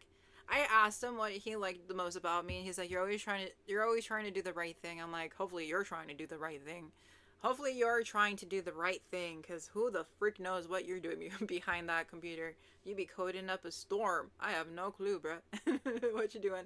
But he's been, like, explaining he wants to help protect companies against hackers. So, like, he would be, like, the infrastructure to prevent invaders, I guess, hackers into orgs. So, yeah, he's thinking about hacking and, like, how to prevent that and stuff. So that's pretty cool. That's pretty cool. And he always tries to do the right thing. Yeah, cybersecurity. He likes cybersecurity. So yeah, we need a he's so grounded, bro. He's so calm. He has such a good brain on his head. He's so young but like so wise. Maybe it's because I made him cook in the kitchen too much. I made him do a lot of stuff. No, that's not me. I don't know how he turned out that way, but he's a very nice, grounded, I guess, a man, even though he's young. I feel like he's more responsible and like critical of stuff than people in their mid-20s. He's so young, but like he's really trying to like be a decent person and has a good logical brain to him. So hopefully everything does work out for him. It's just the odds, man. The odds are very, very interesting. Carrie says nice. Carrie says nice. Definitely needed as we go forward in tech. Yeah. He doesn't really like AI, so he's wary of it. I'm wary of it. It's gonna mess up so much of the world, so oh my goodness. Where are we heading? Where are we heading? Who knows? But we do not need AI. We do not need AI. Nope. I've not been in this, the Williamsburg, I forget whatever the name of it is. I just want to smell the flower. I want to smell it too. I want to smell the flower too. There's up there for the video that's going to go on.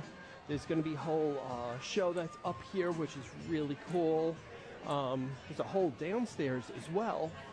So let's go ahead and see what we could squeeze in so you could see what's happening down there while the video is still going. Excuse me. And head over to the bar area where everyone's hanging out, getting their drinks, and doing some photo shoots. And let's see.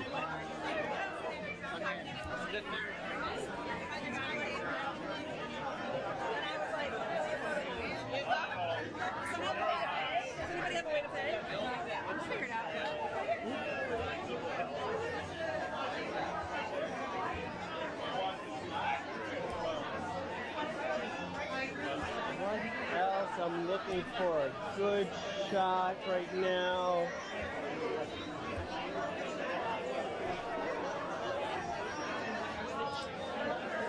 We got tarot readings. I love that, you know, how everybody is dressed up. You know, everyone looks amazing. And we are Gala. So we are in Williamsburg. No, why did the video had to end? We were having so much fun. We were living vicariously through him. See, that's what my live stream would be like. True. Carrie says the amount of people in congested space is stressing me out so badly. Yeah. See, if I had been streaming there, I would have left. I would have been like, guys, there is bad lighting. But yeah, that would have been the main thing. The crowds, bruh. The crowds. Fuck the crowds, bruh. That would keep me from having a good time. Yeah, same. That's why I can't live in New York. That shit's too congested. There's too much going on. Too many people. Too many noises. I need some more chill location. Already gave you the time and the place, so don't be shy. Just come be the man I need. I'm gonna mute it because I'm gonna get copyright striked, but look at all the cool outfits. There's so much creativity. This is art. This is freaking art.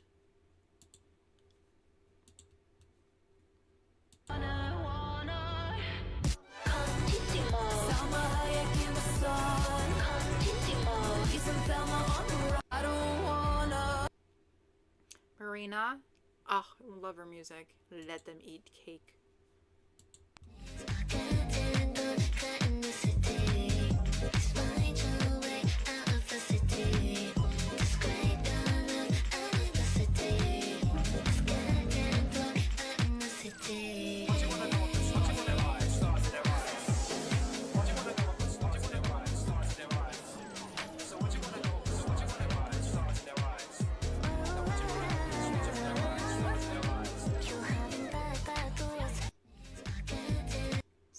beautiful. Oh my god, my ear. Sorry, guys.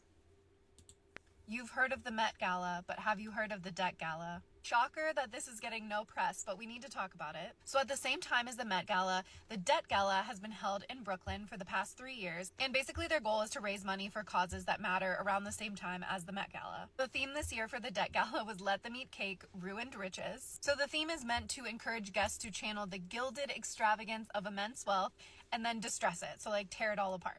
Rips, stains, shatters, everything welcome.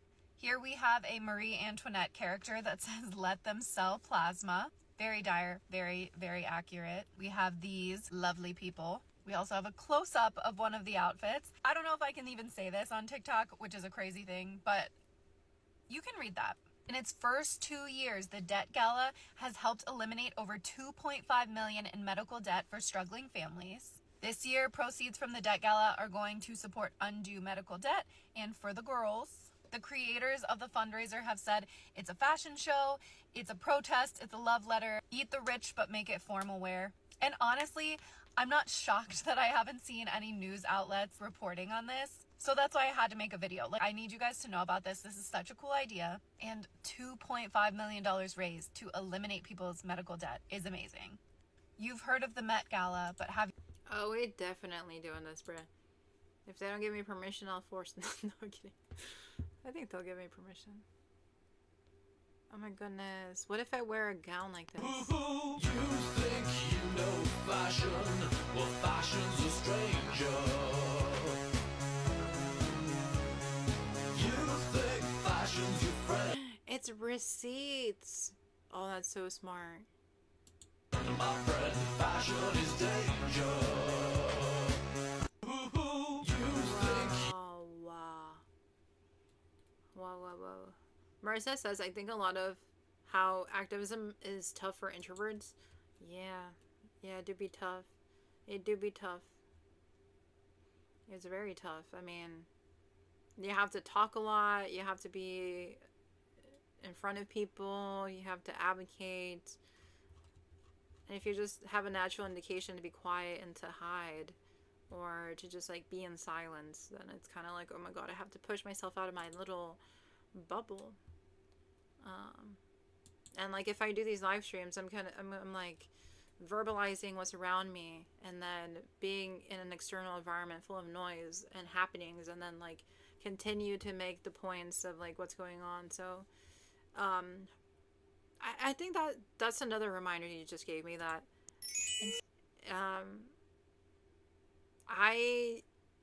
it's okay to be an introvert. Yeah, it's okay for me to be an introvert, but if I bring you guys into the journey, you guys can comfortably digest this information, these streams, these environments, without physically having to be anywhere.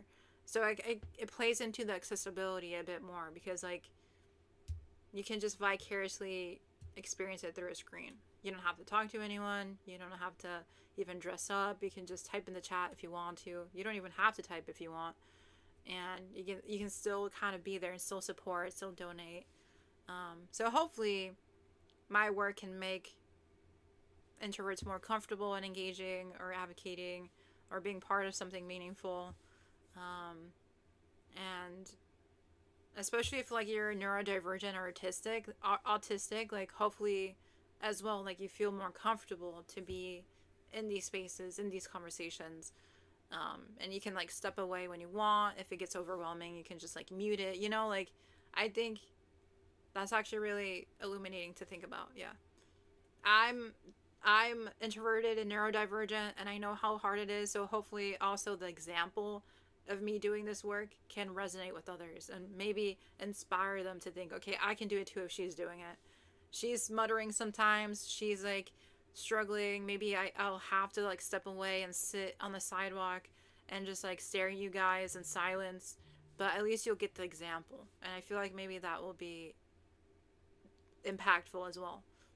I can't predict it'll be impactful. Maybe people are going to be like, oh my god, she's such a wimp for like stepping away and sitting in the corner and like saying, oh my god, guys, I'm overstimulated. Maybe you guys will think different of me when you see me in noise canceling headphones. But Maybe I'll resonate with others. Maybe they'll be like, okay, like, she's struggling, but she's still there, and she just needs a minute, and we can breathe together. I think that example can be really powerful. Hopefully. And also, a lot of people online don't really talk about being neurodivergent, and you don't really see it play out in streams or like in real life unless you know the person. So I'm happy to be the example for people. Yes. Watch that neurodivergent girl be overstimulated. What an example. Marissa says, let them sell plasma is so real. I have definitely considered it, yeah. I'm just scared, bro. I don't have good eating habits. So, if you can donate plasma, please do. Please do. Please do. It just takes planning because you need to drink a lot of water, eat good before then, and then afterwards you have to rest, so. Oh, okay, so now we're gonna go into how Chris Smalls got arrested for being part of the protest against the Met Gala. So this is a little clip. Let's see. Marissa on YouTube says, I think it for sure will be impactful. Even you taking brain breaks has been a great example. Oh, thank you. Oh, thank you.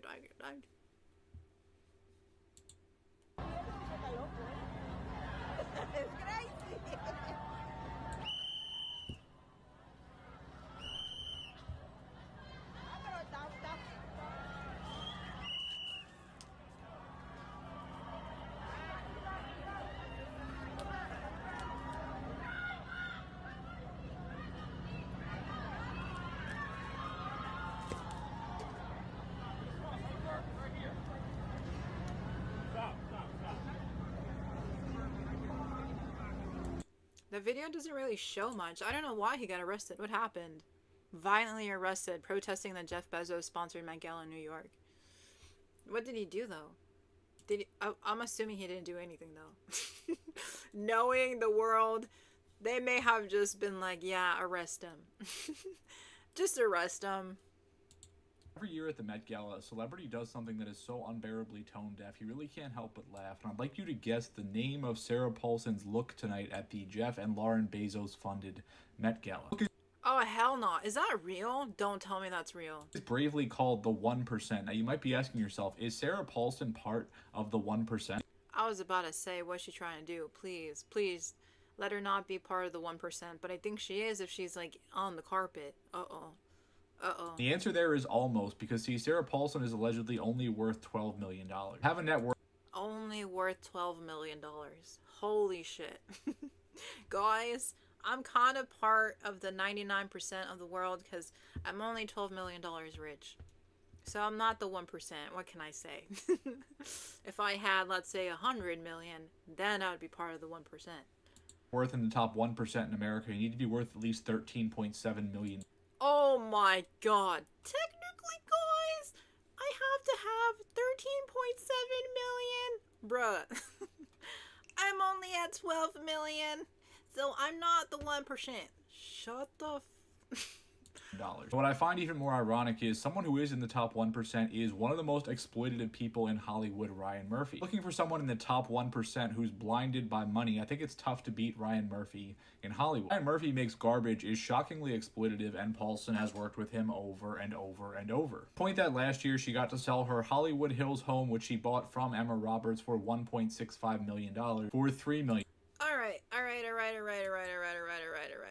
There, it's the 1%. It's the 1%. Why did he get arrested though? Why is no one covering this? Give me the freaking video. Hello? What happened? No one... Give me a news article. I don't know how to spell. Arrested with a Z? Bruh.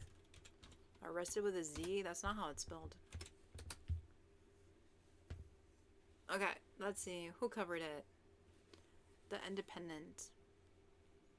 Did he crash it? Bruh. Okay, so it says police have arrested a protester accused of jumping a barricade. Is that Chris though?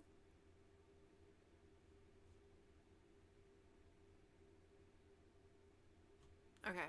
It says police have arrested a protester accused of jumping a barricade at the Met Gala, the latest in a string of high-profile demonstrating against the event.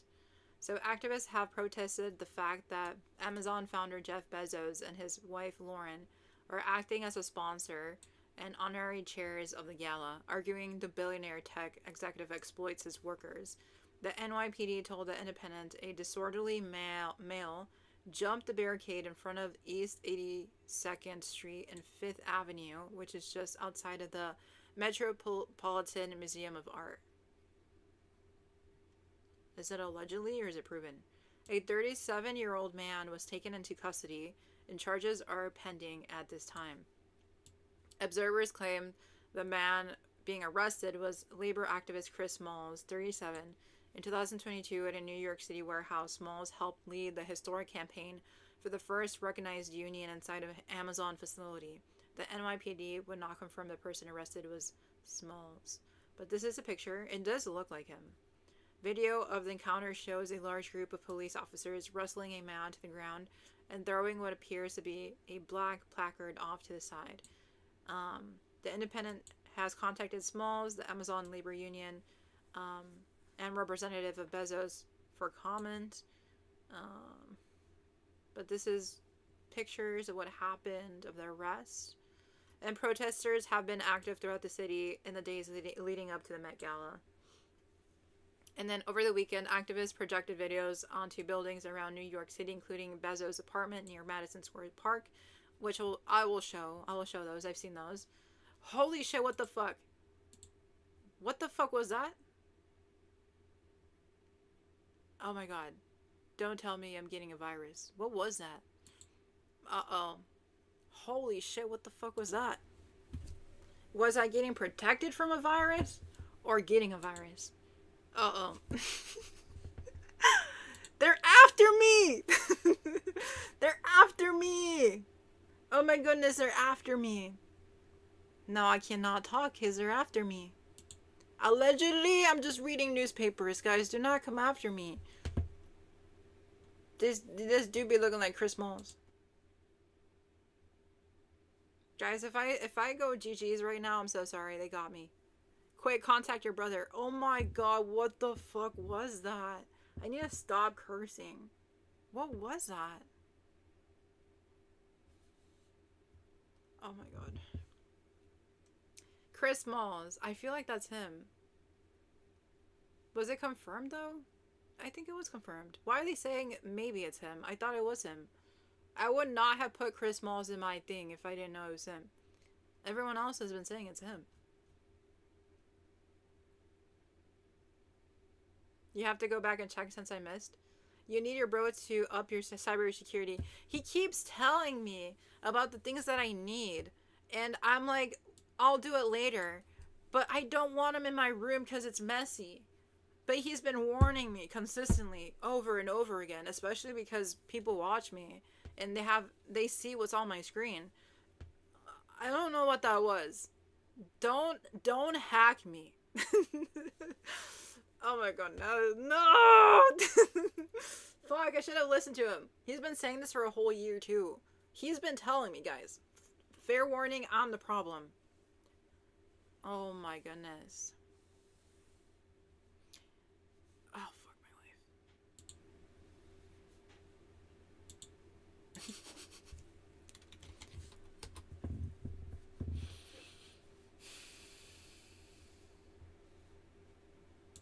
Give me a second. I'm recovering.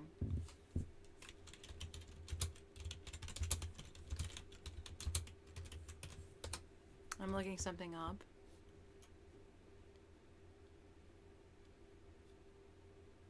No one is covering this. What the fuck?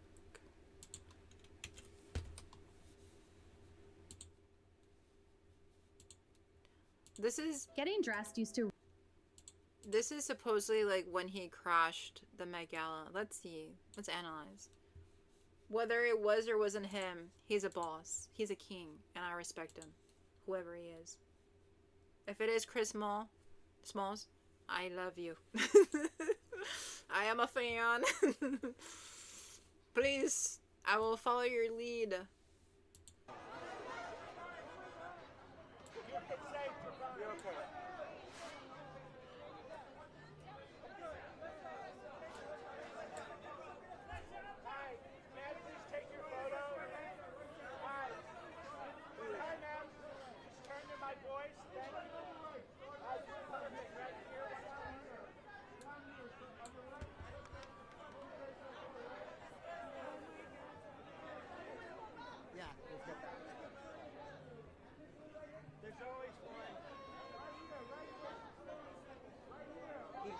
He got pretty close though, huh? Right, it was like a billboard.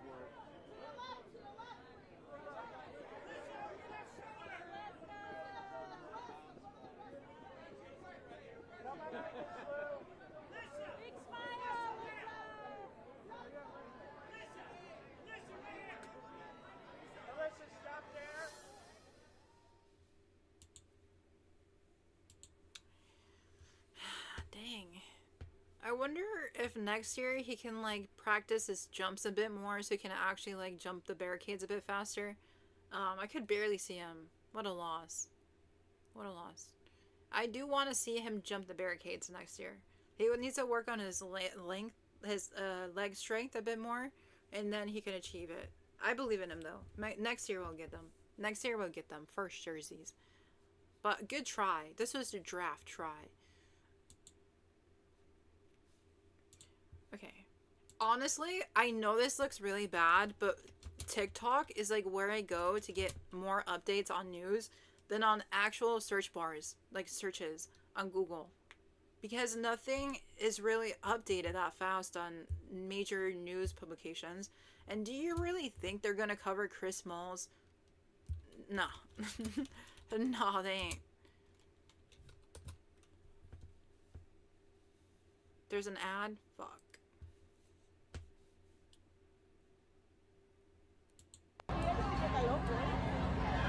It's crazy.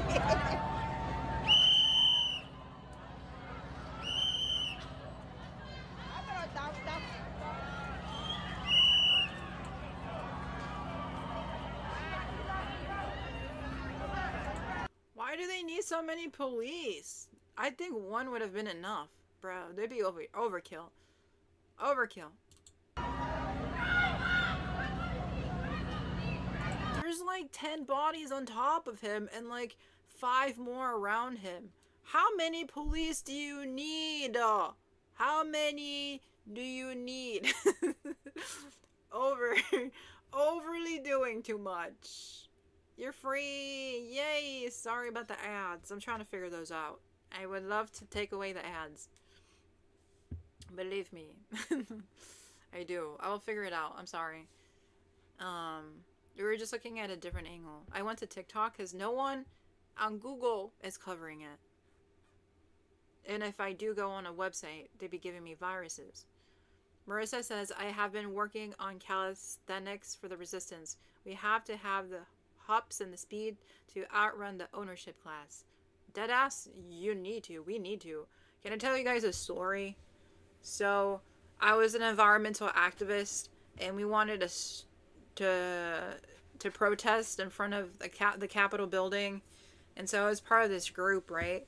And so somehow or the other, the Chicago group were placed in the beginning of the protest.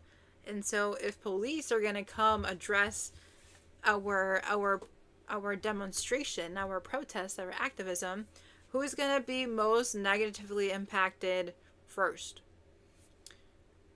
The people that they first encounter, right? If you go running towards something, the first people are going to be the most damaged, right? It's like a domino effect. You take out the first ones in the line, and then the other ones in the end of the line. Maybe they'll be affected. Who knows? But for sure, the first ones in the line will be punched out by the cops. So I don't know who or what compelled whomst of the leaders. Let me put this more nicely. basically, the Chicago group full of Latinos and African Americans were placed first in the line. So if the police came running up and saying, hello, what the fuck, and punching us out, who was going to get punched first? Me. The African Americans. And we were also representing the Latinos in the whole fucking environmental movement. And you know what that means? Undocumentation status. What genius thought we should be first in line to confront the police? I do not know. But let me tell you something I do know. I yelled at some of the staff members at that environmental group because I was like, what the fuck do you guys think we're gonna do when we see police come at us first? We're gonna fucking run. You know what we did? We ran. And I yelled at them because we had to run. I am not gonna see my friends, my peers, be arrested and deported for a white man's plan. Because the people leading that protest, that demonstration, were white staffers.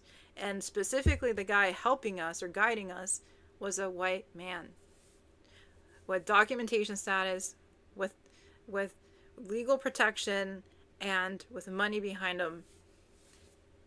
And we as the volunteers, we're going to be the first ones punched out by the cops? And my friend over there is undocumented? Nah, we running. We running. And oh, we ran, bruh. And you know who else ran with us? The African Americans with us. They followed our lead. Yeah. That was great. That was great thinking from the group that I was in. Great fucking thinking. That's so messed up? Yeah, that's why I got pissed.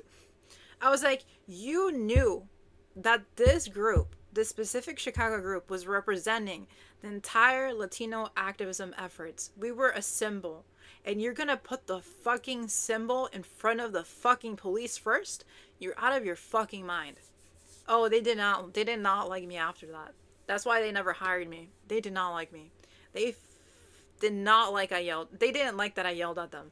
They didn't like how I was honest. But I had a meeting with the guy, the mastermind of the Chicago group, and I was like, you have to think about the repercussions. You want Latinos who are undocumented to face the police first? You're out of your fucking mind. And I said, you have to consider your privilege when you're making these decisions. You cannot think about your own experiences and your own behaviors and your own bias. You have to empathize and understand not everyone has what you have. If I get arrested, I don't have the money for legal protection. I'm low income. I'm a volunteer. And I'm in Washington. My home is in Chicago. How am I going to get back home if I get arrested and I'm put in prison? How am I going to get myself out of this issue? I'm a volunteer. I don't have money coming in through this work. I literally took 2 weeks off to go to this fucking event for you guys for free. If I missed the bus that brought us here, how am I going to get back to my city? I don't have enough money for the plane ticket back. And my friend, she got so traumatized. We ran blocks, bro, in Washington. I'm not from Washington. I didn't know where we were running.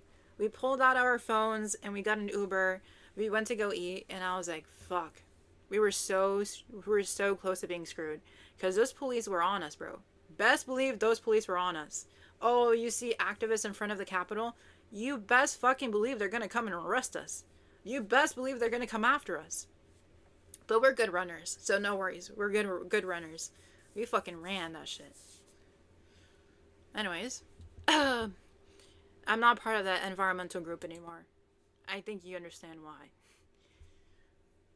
That's so messed up. It is so messed up. Marissa says that was on purpose if he got mad or offended instead of correcting his actions. Yeah, if you're part of a national fucking movement and you place the Chicago group first, there must have been a meeting. There must have been some conversation prior of how it was going to be structured. And if you knew that the Latino part of the movement was going to be represented within the Chicago group, that must have also been known and spoken about. I was a volunteer, but I was leading a lot of the Latino constituency efforts. They knew who I was. It's just I wasn't in those meetings because I wasn't staff. So my voice got cut out and silenced in the planning of this, but they knew this group was really important to the messaging and the symbolism of diversity and inclusion and equity within the movement. Like, it was so hard to recruit African Americans into this environmental group. And then I was like one of the main people trying to like get more Latinos into this fucking movement. So I was a symbol in a way. My peers were symbols. And so if you put them first in direct line of danger, what does that say about the staffers? And if me or other leaders of this Latino effort weren't in the meeting, what does that say about these efforts? If you're not even hiring people to lead Latino constituency outreach or like organizing, what does that say about this movement? If a man is getting defensive about me being fearful of my peers getting deported, what does that say about that movement?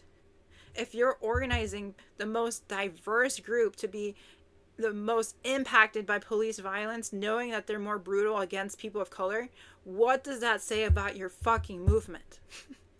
Okay, so can you guys guess why I never got hired? I was a little bit too much of a radical for that group.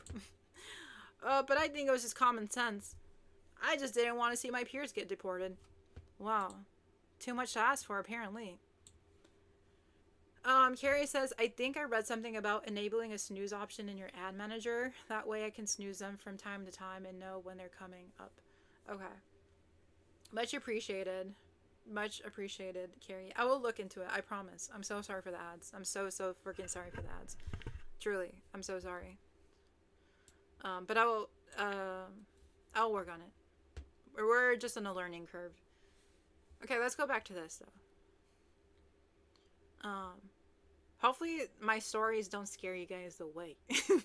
I'm just a little bit mad sometimes.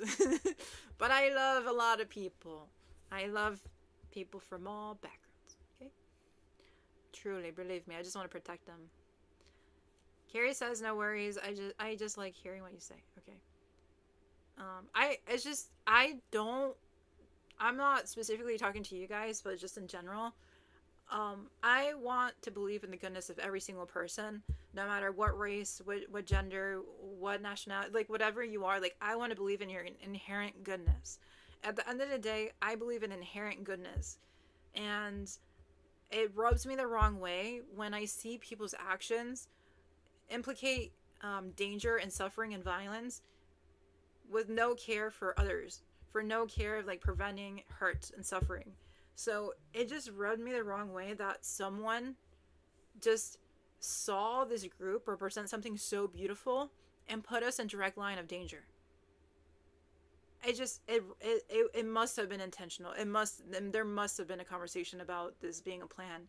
Because how do you miss this detail? How do you skip over that this group is the most diverse group in the fucking movement and you put them first?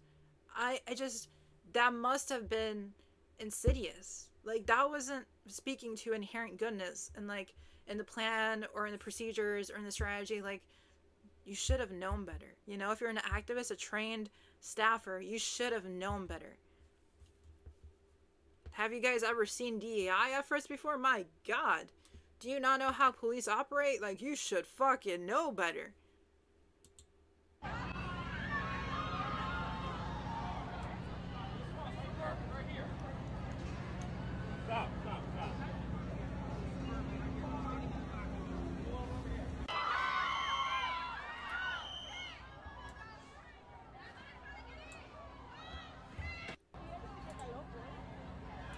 Es crazy.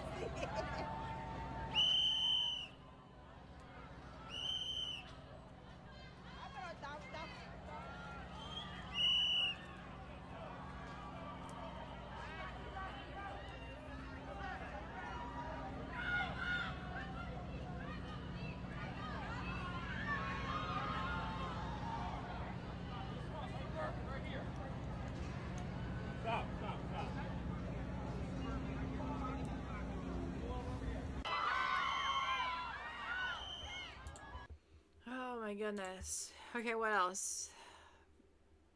Oh, okay, and then there was billboards in protest against the Met Gala, so this was projected on buildings. Ontem o Chris Smalls, esse ex-funcionário da Amazon, Es que, okay, I don't know what language she's I think that's Portuguese. Let me see what else I can pull up. I don't know what she's saying. I graduated from college in 2007, right before the Great Recession.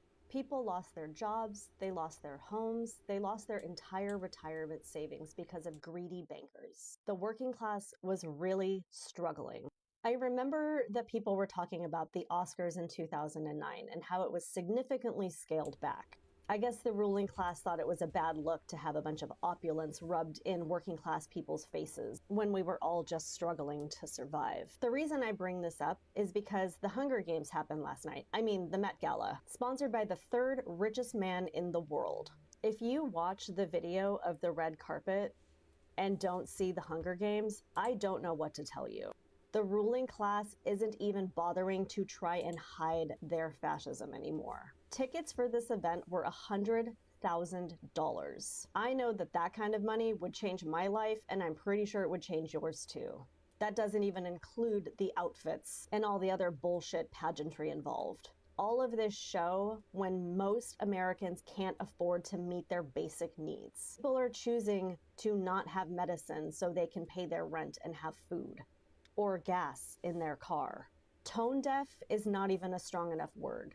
It's insulting. Not only that, but police violently arrested Chris Smalls, who was the first union organizer leader in Amazon history. And he was also on one of the global Samud flotillas trying to bring aid to Gaza. Chris Smalls is a working class fucking hero. We need to uplift and celebrate people like him and not these vapid celebrities.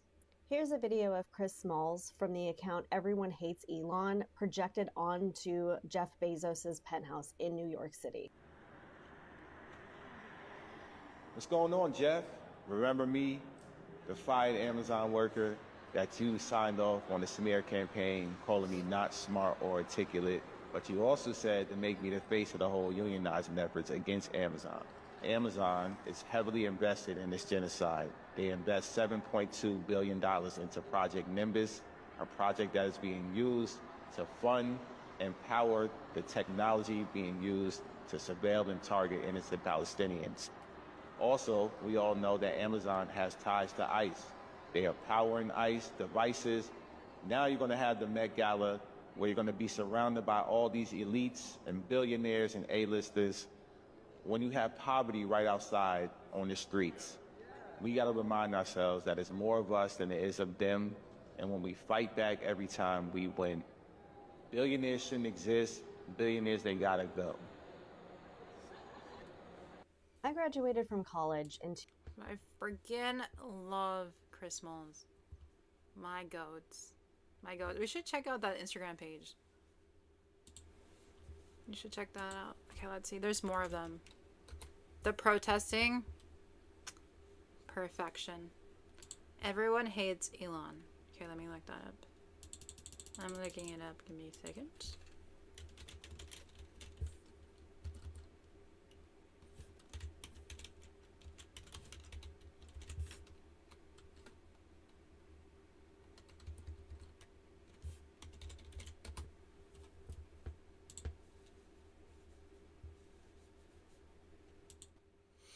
Okay, everyone hates Elon. There's also... where's the other one?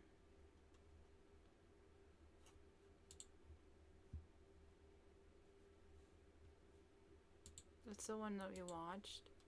This is other things that were projected on there. No red carpet for Trump's billionaires. Boycott the Bezos Met Gala. If you can buy the Met Gala, you can pay more tax. Boycott the Bezos Met Gala again. And again, these are all projected in different buildings.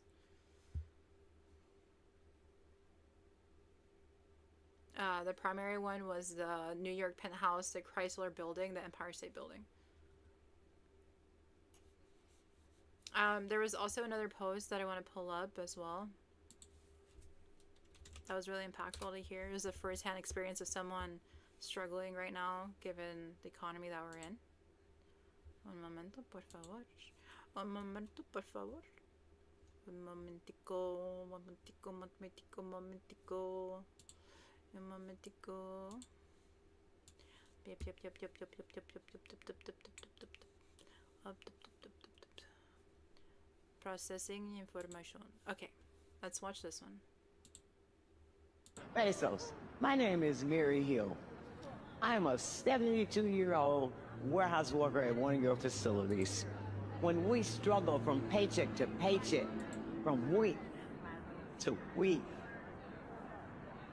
really angers me because Holy shit, guys. Oh my god, no. I've leaked a lot of stuff. Oh no. Sorry, guys. How do I... Give me a second. Fuck. Oh, fuck. Give me a second. We're starting over. The thing is... Never mind. Okay, let's start over. Pesos. My name is Mary Hill.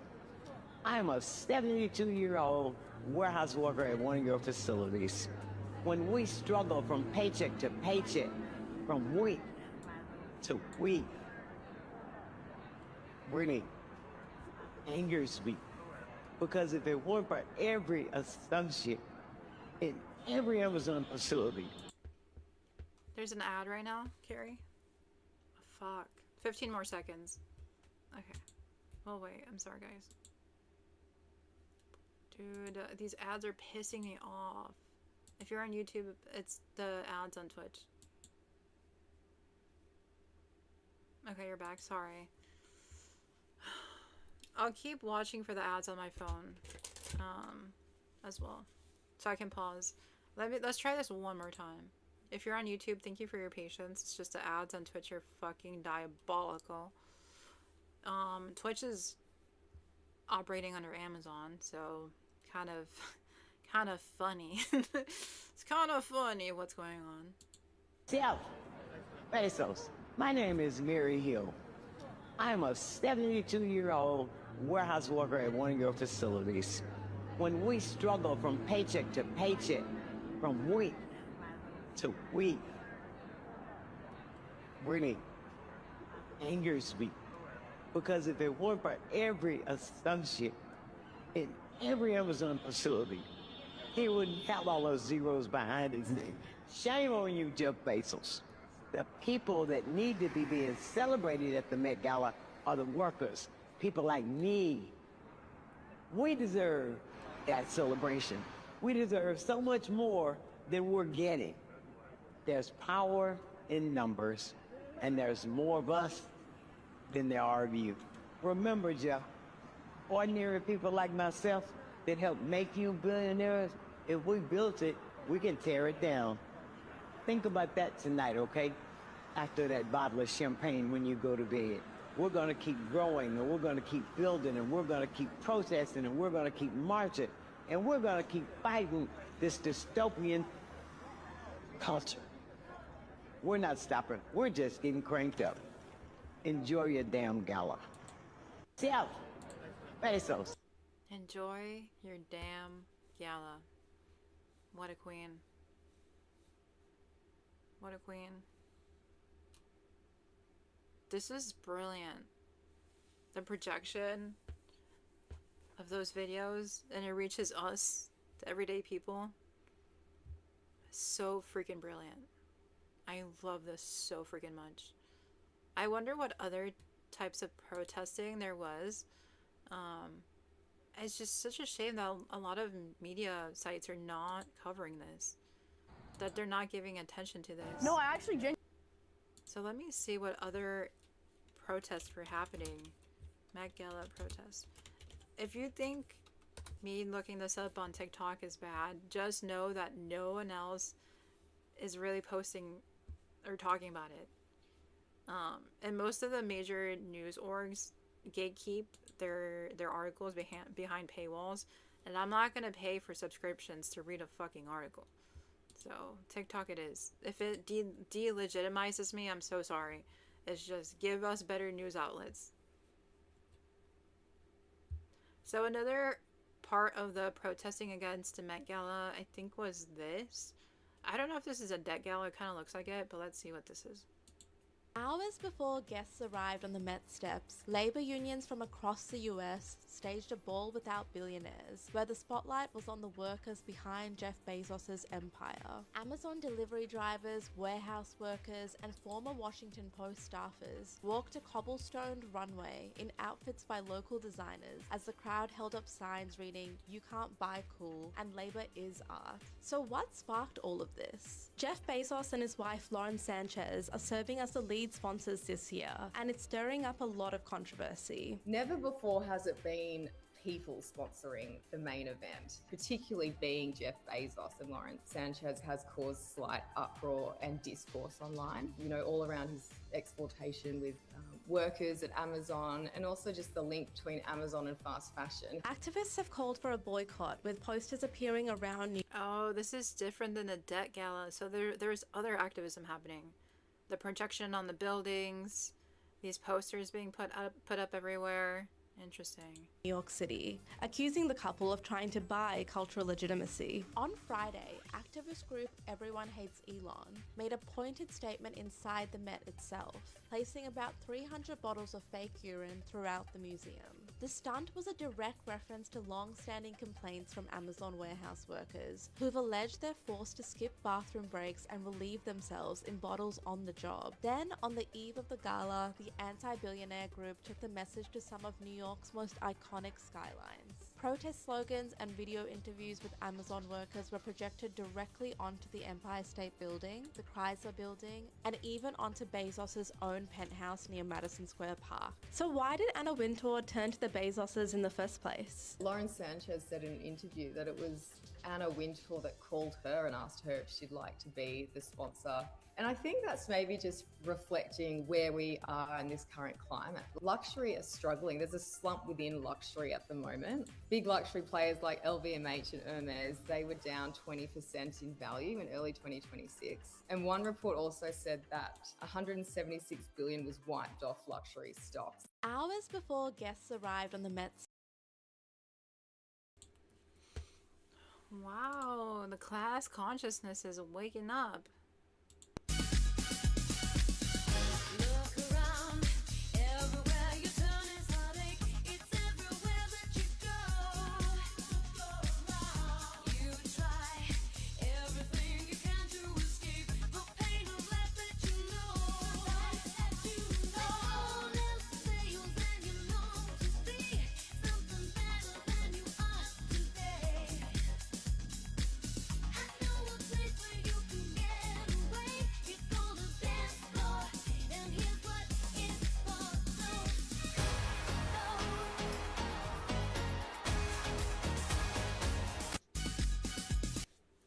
This was called Labor is Art? Who hosted this? I need to know more of this. What's this? It's just, these TikToks don't really say much. Amazon is handing data to ICE to hunt down immigrant families. Alexia was forced to leave her home in Mexico for being exactly who she is. Yes. And you are fabulous, honey. Fabulous. And a casual supermodel. Arlene is wearing a look from Cindy Castro, an Ecuadorian designer whose clothes are produced ethically and sustainably right in New York City. Mary is wearing an outfit divined by Labyrinth Avenue, a brand founded by Bangladeshi-American designer Mahua Khan. At the Amazon Fulfillment Center where she works, Mary packs up to 200 boxes an hour, not a day, an hour. And she does it inside a system Amazon designed to push workers past their limits. Amazon is handing data to ICE to hunt down immigrant families. Alexia. Labor is art. Okay. I have not heard of this. Labor is art. Met Gala protest. Who hosted it? Who the freak hosted this? Is there a YouTube video? Please give us a YouTube video, for goodness sakes. Ooh, someone tell us what this is. Labor union staged ball without billionaires as Bezos sponsored Met Gala faces protest.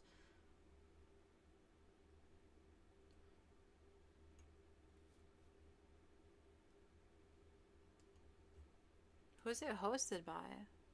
Labor unions? In the Manhattan's meatpacking district as an alternate fashion show to the Met Gala. Oh, interesting. The SEIU president made a statement about it. So it's SEIU that hosted this? Okay. You guys are seeing what it's like trying to track down what this all is. Okay? I do not pretend to have the answers. I'm looking this up with you guys. SEIU. I just really want to know who hosted it. Like, who was behind this?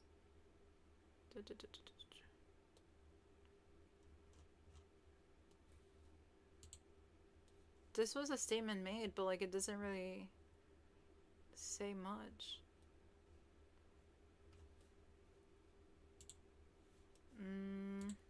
This is gonna give me a paywall, isn't it? Is it not gonna give me a paywall? Okay, we can do this if it's on a paywall. And we found a video too, so let's listen to this. Hours before Jeff Bezos and Lauren Sanchez Bezos take their places as sponsors and honorary chairs of the Met Gala, fashion's glittery annual fundraiser in support of the Metropolitan Museum of Art's Costume Institute, a different kind of fashion event was unfolding across town. Ahead of the gala, hundreds of workers, organizers, and advocates gathered in the meatpacking district in downtown New York for the Ball Without Billionaires, a worker-led fashion show designed to contrast the one at the museum. Organized by a coalition of labor groups including the Service Employees International Union, SEIU, the Strategic Organizing Center, and the Amazon Labor Union, the event casts current and former workers from Amazon, Whole Foods, The Washington Post, Starbucks, and Uber as models, dressed by emerging, immigrant, and BIPOC designers like Cindy Castro, Abakashi, Atashi, and Ricardo Deshawn. Actress and comedian Lisa Ann Walter and fashion editor Gabriella Carafa Johnson co-hosted the Ball Without Billionaires. Photo, courtesy SEIU. The ball's message was straightforward.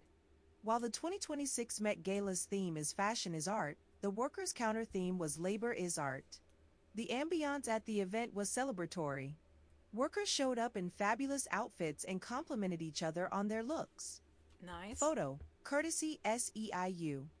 Before the runway show began, labor union activist April Werrrk, who has served as president of the SEIU since 2024, took to the stage. Every year, the Met Gala tells a story about who matters, who gets seen, who gets celebrated, she said. This year, we decided to center us. To make ourselves the heroes of our story, to celebrate ourselves and to live our joy out loud. Amazon did not immediately respond to a request for comment. The Bezosis' decision to sponsor this year's gala and serve as its honorary chairs alongside co-chairs Beyoncé, Nicole Kidman, and Venus Williams has drawn significant backlash. New York City Mayor Zohran Mamdani announced he would skip the event, citing his focus on affordability. Boycott the Bezos Met Gala posters have appeared across the city in recent weeks, many referencing long-standing allegations of labor violations at Amazon's warehouses. The Ball Without Billionaires brought together workers with a range of grievances. Among those who traveled to New York for the event was Angelita Soriano, a community organizer from Hobart, Indiana, who is fighting to halt a hyperscale Amazon data center that's slated to be built across the street from residential homes. Anna Wintour and Lauren Sanchez Bezos attend the press conference for the 2026 Met Gala celebrating costume art at the Metropolitan Museum of Art on May 4, 2026, in New York City. Photo, Roy Rockland/Getty Images. The planned facility would consist of 26 buildings operating around the clock, she says, raising concerns about water use, noise, and light pollution. We're just asking for them to prove it's not going to hurt our homes, our environment, with third-party independent research, Soriano tells Fast Company. And they've refused to do that. Soriano says she made the trip to New York because she saw the action as a different form of advocacy. It's not just going to city council meetings or protesting outside, she says. It's a different way to send out a message and to prove that people are paying attention. She added that Amazon's pushback, what she called counter-propaganda in the data center fight, was itself a sign that protesters were being heard. Photo, Courtesy SEIU. We know they're listening because they're trying to push a different narrative, Soriano says. The ball without billionaires drew participants. Holy shit. Oh my god. Oops. Let me get back to it. I clicked a button. Sorry, guys. Oh my goodness. Cancel me already. Cancel me. The woke streamer. Cancel her. Give her viruses. Oh my god, I was put behind a paywall. We get the point. No, who's...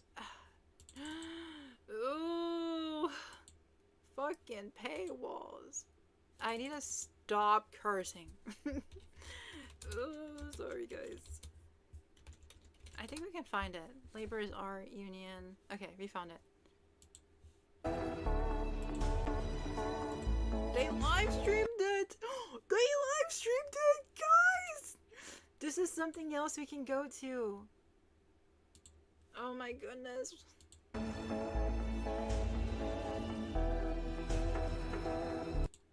Please welcome President of the Service Employees International Union, April Werrrk.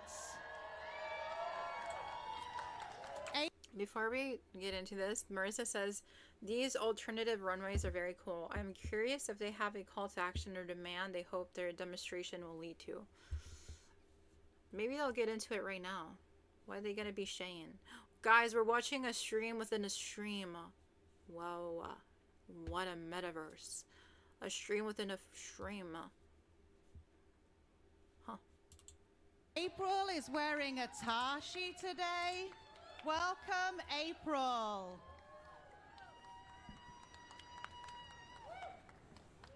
Okay, wait. Hold on. I got you. Okay. No, there you go. Thank you. Now. Good morning. Good morning. Damn, y'all look good. But you gotta tell me I look good. Thank y'all. I am April Werrrk, and I am the proud president of SEIU. And y'all know what it is, but we are a powerful union that brings together millions of workers to build better lives and chart the path to the future that we all deserve. Yes. So every year, the first Monday in May, the Met Gala tells a story about who matters, who gets seen, who gets celebrated. Well, this year, we decided to center us, to make our, Hell freaking yeah, what the heck? I love this. I'm so obsessed. Labor is art. What the heck? We decided to make ourselves the protagonists, the heroes of our story, to celebrate ourselves and to live our joy out. And guess what? There's an ad. There's an ad on Twitch. Guys and gals, let's take a brain break for a minute and 20 seconds. If you're on YouTube, what a lovely time for you guys to have ad-free watching. Very lovely time for you guys. This is good. Wait, I low-key need to go to the bathroom. Okay, I want to go to the bathroom, but it's gonna take more than a minute. And I don't want to leave you guys alone without watching anything. And I don't want to play the video because Twitch is on an ad. So you see my dilemma. If you're watching me on Twitch without being impacted by the ad, what a lucky person you are. Why are you not impacted by the ads? There was 3 people watching me yesterday on Twitch, and one person got an ad and the other person didn't. So it's like, is it location based, or do they just hate women? Because the person that got the ad was a woman and the other guy was a guy. Maybe it's okay. I think it's location. Who knows? I don't know. We're close. We're 9 more seconds away from the ad, and then they'll be back. We're close. Okay, we're done with the ad. Hello? We're back from the ad, guys. We're back. Guys, I paused the video. Don't worry. I had paused the video. I'm tracking the ads. Let's get back into it. Allowed. And here's why.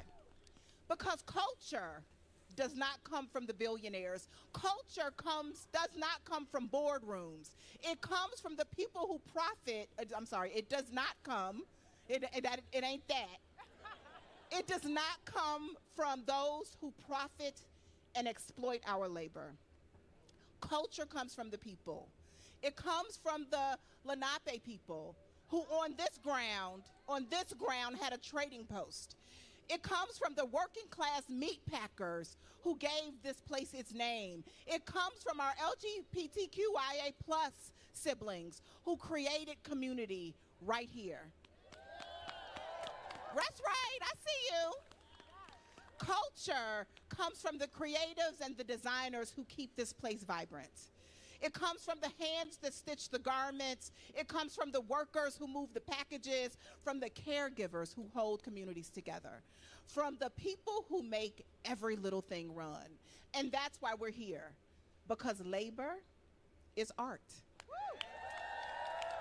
Yeah. And labor is art, not just today, not just on this stage, every single day. Now, let's be real about the moment that we're in, y'all. It's heavy. Some days it feels like we are going to be crushed by the weight of it all.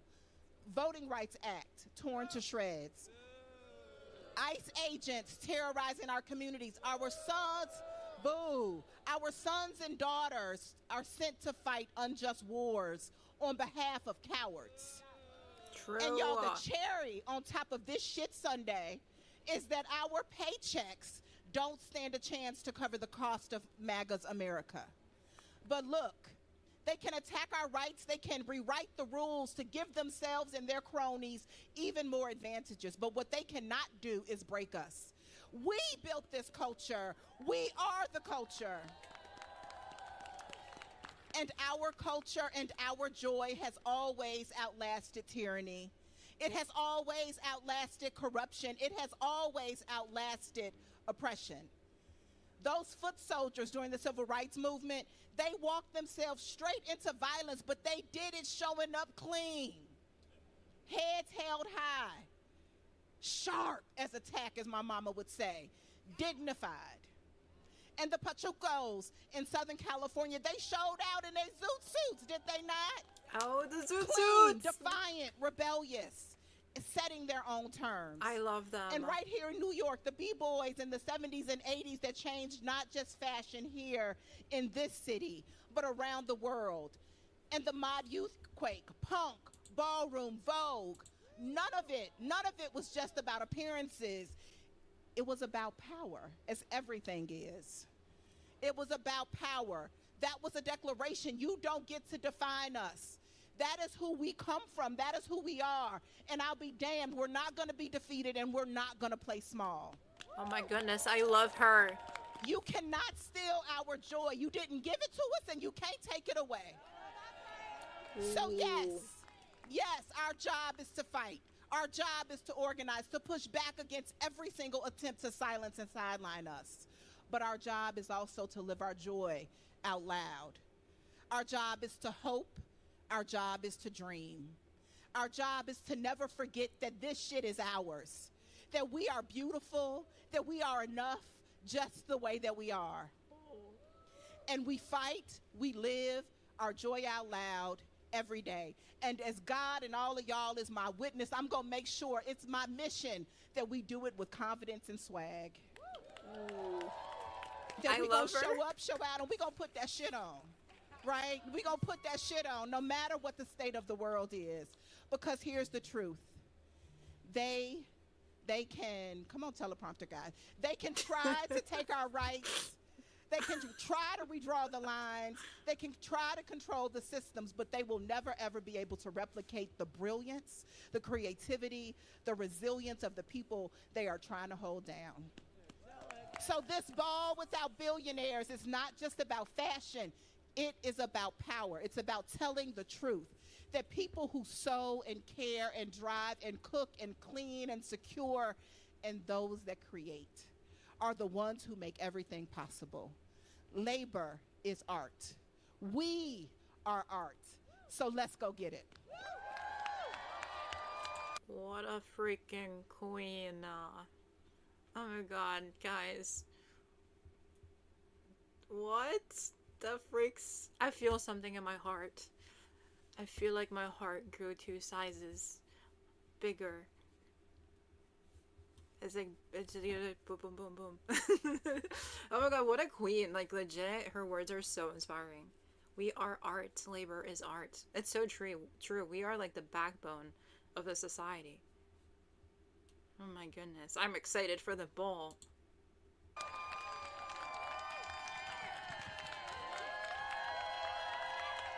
Please welcome your esteemed hosts for today's Ball with Our Billionaires, global fashion editor and stylist, Gabrielle Karifa Johnson, and teleprompter guy. And from Ava Elementary, she's an actress, comedian, producer, advocate, and SAG-AFTRA union leader, Lisa Ann Walters. Yeah.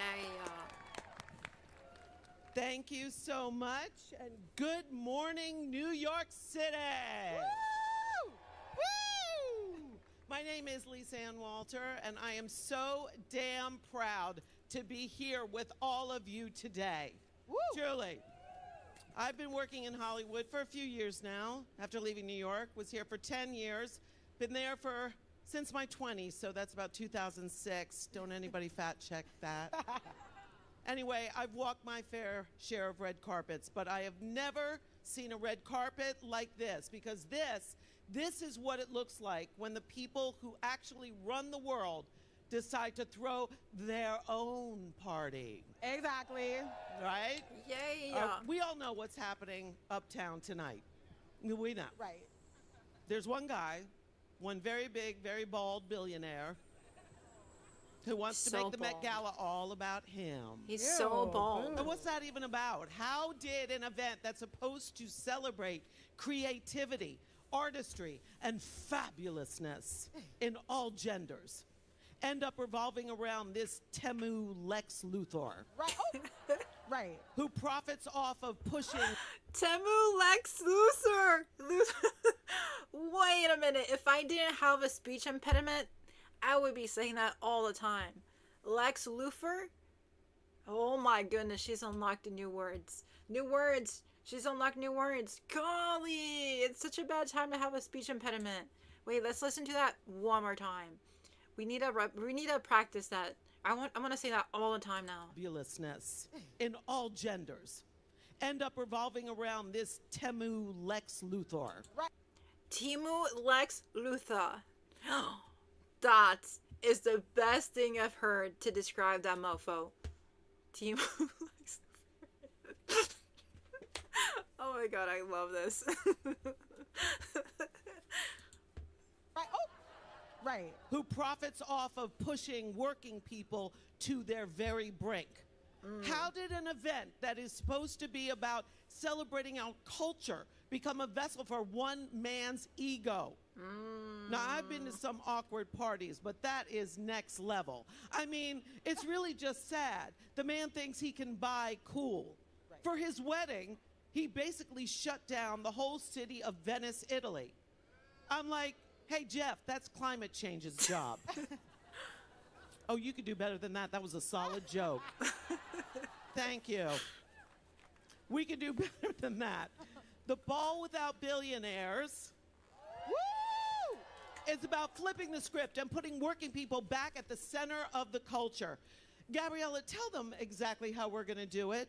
Well, thank you, Lisa Ann. You're welcome. That's exactly right. We are here this morning because we know that culture doesn't trickle down from billionaires. It rises up from the people. Exactly. I've spent my career inside the fashion industry as a global fashion editor, writer, and stylist. I've seen the spaces where culture gets shaped and presented to the world. I also know how many stories go untold. Those who sew, those who build, those who serve, those who care. So this morning, we're telling the stories of the people who make everything else possible and declaring clearly and unapologetically that their labor is art. Today is about reclaiming the narrative, not just at Amazon, but everywhere across our economy, where working people are undervalued, underpaid, and underappreciated. So let those billionaires uptown have their Met party or whatever. Like, we're gonna do something way more fabulous down here. Right. Today, you're gonna meet more than 20 working people who work and organize across our economy at Amazon and beyond, whose labor is art. You'll hear their stories and what they're fighting for on the job and in their communities. As they walk down the runway, they're gonna show us how they're paving a path toward a better future. And when they're done, we're gonna walk that path with them. We begin our show at Amazon. Boo! One of the most profitable companies in the world, but where does that profit come from? Just a few weeks ago, the Attorney General of California sued Amazon, accusing the company of price fixing in a whole scheme that's increased the cost of pet food, diapers, clothing, and more. As a part of this scheme, when Amazon sees something offered for cheaper elsewhere on another site, they put pressure on retailers to force that other site to raise it. We were reading about this shit the other day. Remember, guys? Amazon is pressuring brands to raise their price to force competition so they go back to Amazon. If you missed that stream, bro, you have to go back. We were reading legal documents. Amazon is such a bully. They're forcing brand executives to raise the price of their own product. That is wild. It's so wild. And we're the ones paying the price. We're paying the higher price. Amazon is such a freaking insidious organization or platform. Oh my god. If you missed that stream, you should keep tuning in because we're trying to keep track of it. Its prices. So what about that Prime discount now, Jeff? Ew. All of this, of course, begs the question, what's the real cost of Amazon? Us. Amazon workers from across the country are here today to share how this company takes our health, our wealth, and our quality of life, but more importantly, they're here to show us what they're doing to stand up, fight back, and build something better for all of us. Yes, give it up. A receipt longer than a CVS one, girl. It is the biggest CVS receipt I have ever seen. Dude, they're so hilarious. Those CVS receipts do be they do be I can't even talk. Why are the CVS receipts so long? They're killing the earth one receipt at a time. Oh my goodness. And you know what? They're gonna do their damn thing on this receipt. Yeah, they are. You have no idea what you are in store for. Amazing fashion, amazing pumping, amazing walking, all by workers, laborers, organizers, and the best that this city and Crafts Grove has to offer. We got. So I hope you're ready. How about a round of applause for these workers, huh? Doing a job out here, organizing, doing the thing. Fabulous. And you know what? I want to say, let's give a round of applause. I'm going to start it for all of you who came out today, who made this important in your day to support labor. Thank you very much. Thank you. Okay, here we go. Our first walker is from Brooklyn. Hey. Please welcome Arlene Kingston, a proud Trinidadian immigrant, leader with the Amazon Labor Union, and a casual supermodel. Arlene is wearing a look from Cindy Castro, an Ecuadorian designer whose clothes are produced ethically and sustainably right in New York City. Arlene is 63 years old and has been working at JFK 8 Amazon warehouse on Staten Island since 2022, where she packs thousands of boxes a day. Show them slower, Arlene. Slow down. Get down. The relentless pressure to meet quotas and work faster has left Arlene and her coworkers exhausted, in pain, wearing braces, ice packs just to make it through the week. So that's why Arlene and her coworkers formed the first ever union of Amazon warehouse workers just over the bridge on Staten Island. Give it up. That's right. At Amazon, workers are expected to move like machines and treated like they're disposable. Arlene is here today to say we are not numbers. We are not machines. We are people. Give it up. Okay, we got our walker number 2 up here. Up next from Raleigh, North Carolina, we have Mary Hill. Mary is an Amazon warehouse worker and the co-founder of Carolina Amazonians United for Solidarity and Empowerment, also known as Cause. Mary is wearing an outfit designed by Labyrinth Avenue, a brand founded by Bangladeshi-American designer Mahua Khan. Dude, Mahua, the designer that they just mentioned, she's a YouTuber. And we also played her TikTok recapping the runway. We can look at some of her videos, but love her. She's a sustainable fashion designer. She's also on YouTube. I follow her on TikTok. She's amazing. I can also cover that. Oh my gosh, this is such a crossover. And I love her energy. She's such a queen. Amazon Fulfillment Center where she works, Mary packs up to 200 boxes an hour. 200. Not a day, an hour. And she does it inside a system Amazon designed to push workers past their limits. Mary co-founded Cause because she knows that organizing at one facility alone isn't going to bring Amazon to the table to address workplace safety. It's going to take everybody joining together, making a change. Give it up for Cause. Give it up for Miss Mary. Give it up for the organizers from the South. Doesn't she look incredible? Auntie did not come to play. Keeping things going, this beautiful and one and only amazing Jaspreet Singh. Jaspreet is an Amazon warehouse worker from Sacramento. His outfit is also from Labyrinth Avenue.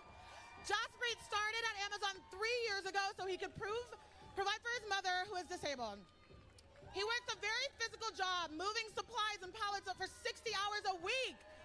For warehouse workers, the rules are always changing and the pressure is always getting higher, but the low pay stays the same. Shocking when you consider the big boss is just a few blocks uptown. Marissa says, I have to head out, but I love this and I'll catch up in the replay. Amazing. Yeah, we're going to watch the rest of this, and then we're going to talk about Zora and Mamdani opting out from the Met Gala, and then we're going to watch the designer that I talked about, and we're going to wrap up. It's going to be quite a bit of a stream, so maybe an hour and a half, or maybe 2 hours more. But thank you so much for joining in. Thanks for all you do, Marissa. I appreciate it. Great stream today. Thank you. I appreciate you. And thanks for the words. I'm looking at them right now, and they're going to be really helpful. So thanks for jumping in. You're amazing. Bye-bye. Stay safe.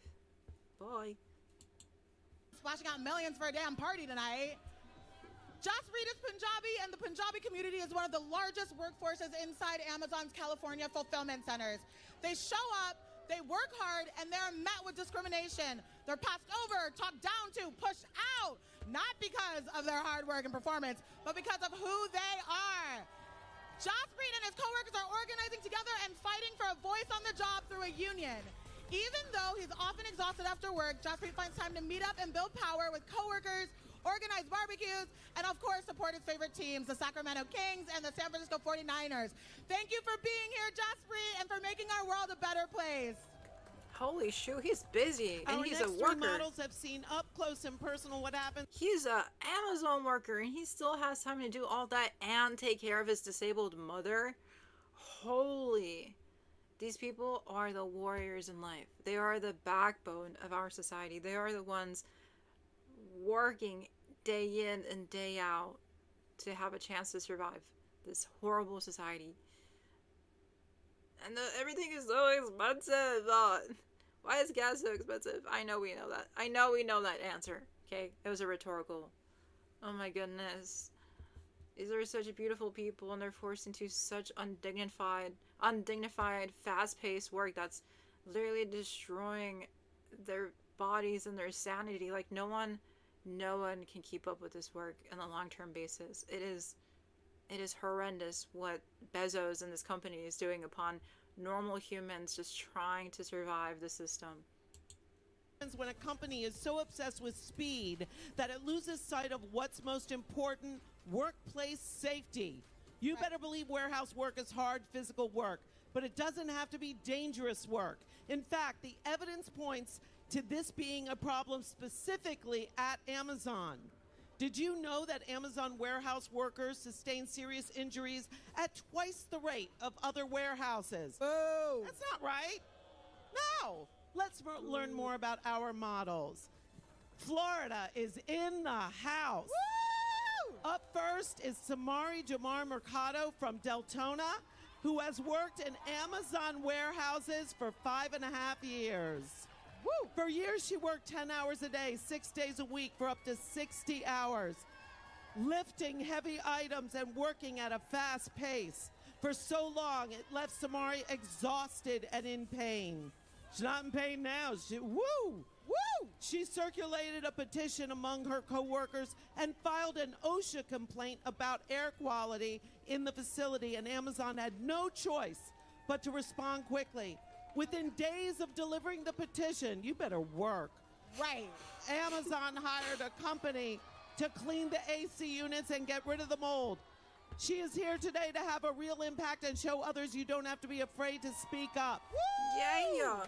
We are all fighting together. Workers can transform the culture. Samari's look is from Cindy Castro, and she says there needs to be justice for the working class, and we all deserve better pay and safer working conditions. Woo! Let's hear it for Samari. I know that's right, Samari. Walking now is April Dawn Watson from... You think you know the lady speaking? Yeah, she's an actress, I think they were saying. These people are so beautiful. Imagine if they had access to better work opportunities and to be able to pursue their dreams. Oh my goodness, this hurts me that we can do so much better. We can support each other. We can support communities to rise up. It's just in the name of profit, we're like forcing them into these horrible work conditions. Jefferson, Georgia. Woo! She is an Amazon warehouse worker wearing a look by Labyrinth Ave.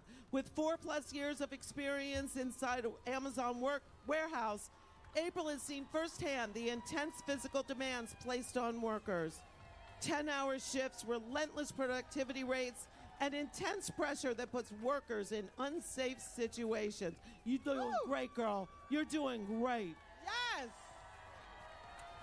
After being hurt on the job multiple times, including a shoulder injury and a concussion, April has been speaking out about the need for safer conditions, especially for older workers. Guys, I'm gonna take the caption thing off because it's not keeping up with what's being said, and I think it's a bit distracting. Okay, let's play. Thank you, Lisa Ann Walter, for being on the right side of things. Yes, please choose the right side. After management ignored her safety concerns, April filed a complaint with OSHA about Amazon's lack of medical response and the physical intensity of the work. Not surprisingly, the company started retaliating against her. Boo! But she did not back down. Yes! She has a pending OSHA complaint. She is fighting to make Amazon and all warehouses safer workers and more sustainable for the environment. Give it up for April. Yes, April! What a queen. April, you Ash go, girl. Judd is a leader with the Missouri Workers Center who works at an Amazon warehouse in St. Peters, Missouri. He is wearing a design from Labyrinth Ave. Ash knows what it means to fight on multiple fronts. For higher pay, safer conditions, and for workers with disabilities to be treated with dignity and not pushed out. Come on,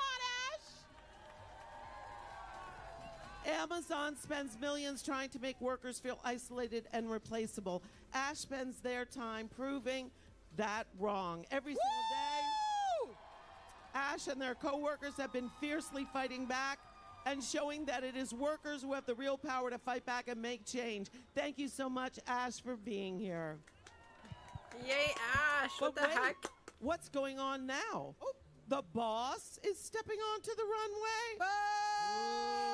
Boo! Our models have worked their tails off. They put up with long shifts. They've gotten injured and worked through those injuries all because the boss is telling them, work harder, work faster. These bosses want speed over safety, but workers like Samari, April, and Ash Oh, look at him. He's got a whip. Come on now. They have a clear demand. They are demanding safety over speed. Yeah. When they come together and build community with their coworkers, they are winning. Let's cheer them on. April said, I'm the captain now. Let's give it up one more time for those workers demanding safety over speed. Yay. Next up, let's talk about how the cost of Amazon spreads beyond the warehouse and creeps into all of our lives in different ways. Amazon is a surveillance company, an immigration enforcement company. Dude, have you guys seen those videos that show how they're watching the workers? I've had friends say that there's cameras on them and pace them. So let's say you're having a really good day on Monday. Those cameras know that you're having a really good day on Monday. And if you're tired on Tuesday, which you should be because you just worked a full-ass shift on Monday, full freaking shift on Monday, and you're tired by Tuesday, it's normal. Your productivity level goes down because you're tired, you're human. And they know, this company knows they're watching every single move and rating you. And they're pressuring you to keep working faster and faster like you're a machine. My friends have told me, they're like, oh, they're watching us.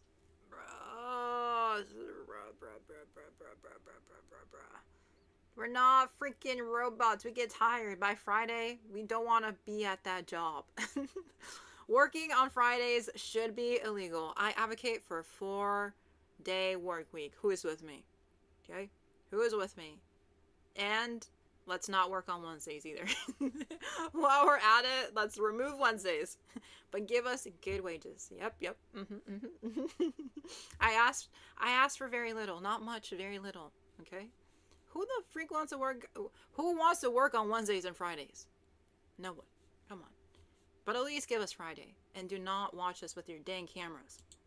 Company. A fossil fuel company. Boo. Thank you. From the warehouse floor to your front door to the data centers going up in our neighborhoods, Amazon's reach touches every single one of our lives. And today, the people fighting back on every single one of these fronts are here on this runway. Woo! So let's get into it. Paging Dickie to the runway, Dickie Reniki. Here from Brooklyn. Yeah. Brooklyn. Dickie is a software developer at Amazon. Hot. Their outfit is by Cindy Castro. Hot. Dickie knows that the impersonal... Wait, I'm obsessed with the sleeves. This fit is gorgeous. I'm obsessed. I'm wholly freaking obsessed. I'm a grunge girly, okay? I look I'm a bit more girly most of the time. Hello Kitty is not helping with the vibes, with the grunginess, okay? With the grunginess vibes, Hello Kitty is not really working. But hey, I can be cutie and grungy. And this is hella grungy, and I love it. I respect this one. It's giving more like rock and roll though, but it does have like the grunginess I love. Over quality culture at Amazon does not stop at the warehouse door. No. In fact, it reaches to the tech floor. Amazon has laid off Dickie's teammates and forced developers to use AI to meet unrealistic coding quotas. And that is the same AI that is being used to track immigrants. As a leader with Amazon Employees for Climate Justice, Dickie has taken action to demand no AI with dirty energy, no AI without employee voices, and no AI for violence, surveillance, or deportation. Dickie says, and I quote, "We aren't standing idly by as Amazon's leadership lines their pockets while destroying our future. And we're urging our coworkers at Amazon and across big tech to join us." Let's give Big Dickie a round of applause. Woo! Woo! Next we have the flawless Alexia Monserrato Salvaz walking. An activist with Make the Road New York. Wearing Cindy Castro. The true definition of a fighter, Alexia was forced to leave her home in Mexico for being exactly who she is. Yes. And you are fabulous, honey. Fabulous. She came here and she organized. Today she is naming what Amazon won't. Amazon is handing data to ICE to hunt down immigrant families. Amazon powers ICE operations every single day, and they just invested $50 billion to give the Trump administration even more power to do it. But trans and immigrant communities have never waited for permission to resist. No, they haven't. They set the standard for joyfulness, fearless, powerful organizing. Alexia is proof. Yeah. Today, Alexia is here to call out companies like Amazon that directly support the brutal operations of ICE and Palantir, and to take a stand for immigrant workers who keep Amazon in our country up and running. Thank you, Alexia. Yeah. Next up, we have Angelita Soriano coming to us all the way from Hobart, Indiana. She is a mother of two, a climate activist, and community organizer with no data centers. Angelita is wearing Saltai Studio. Saltai is a woman-owned and operated brand out of New York. Okay, you better slow down, girl, because you are eating it up. Go ahead, mama. Looking good, mama. When Angelita first learned Amazon's plans to build a hyperscale data center across the street from her home, she immediately began to organize. No. She got to stop the monstrosity, girl.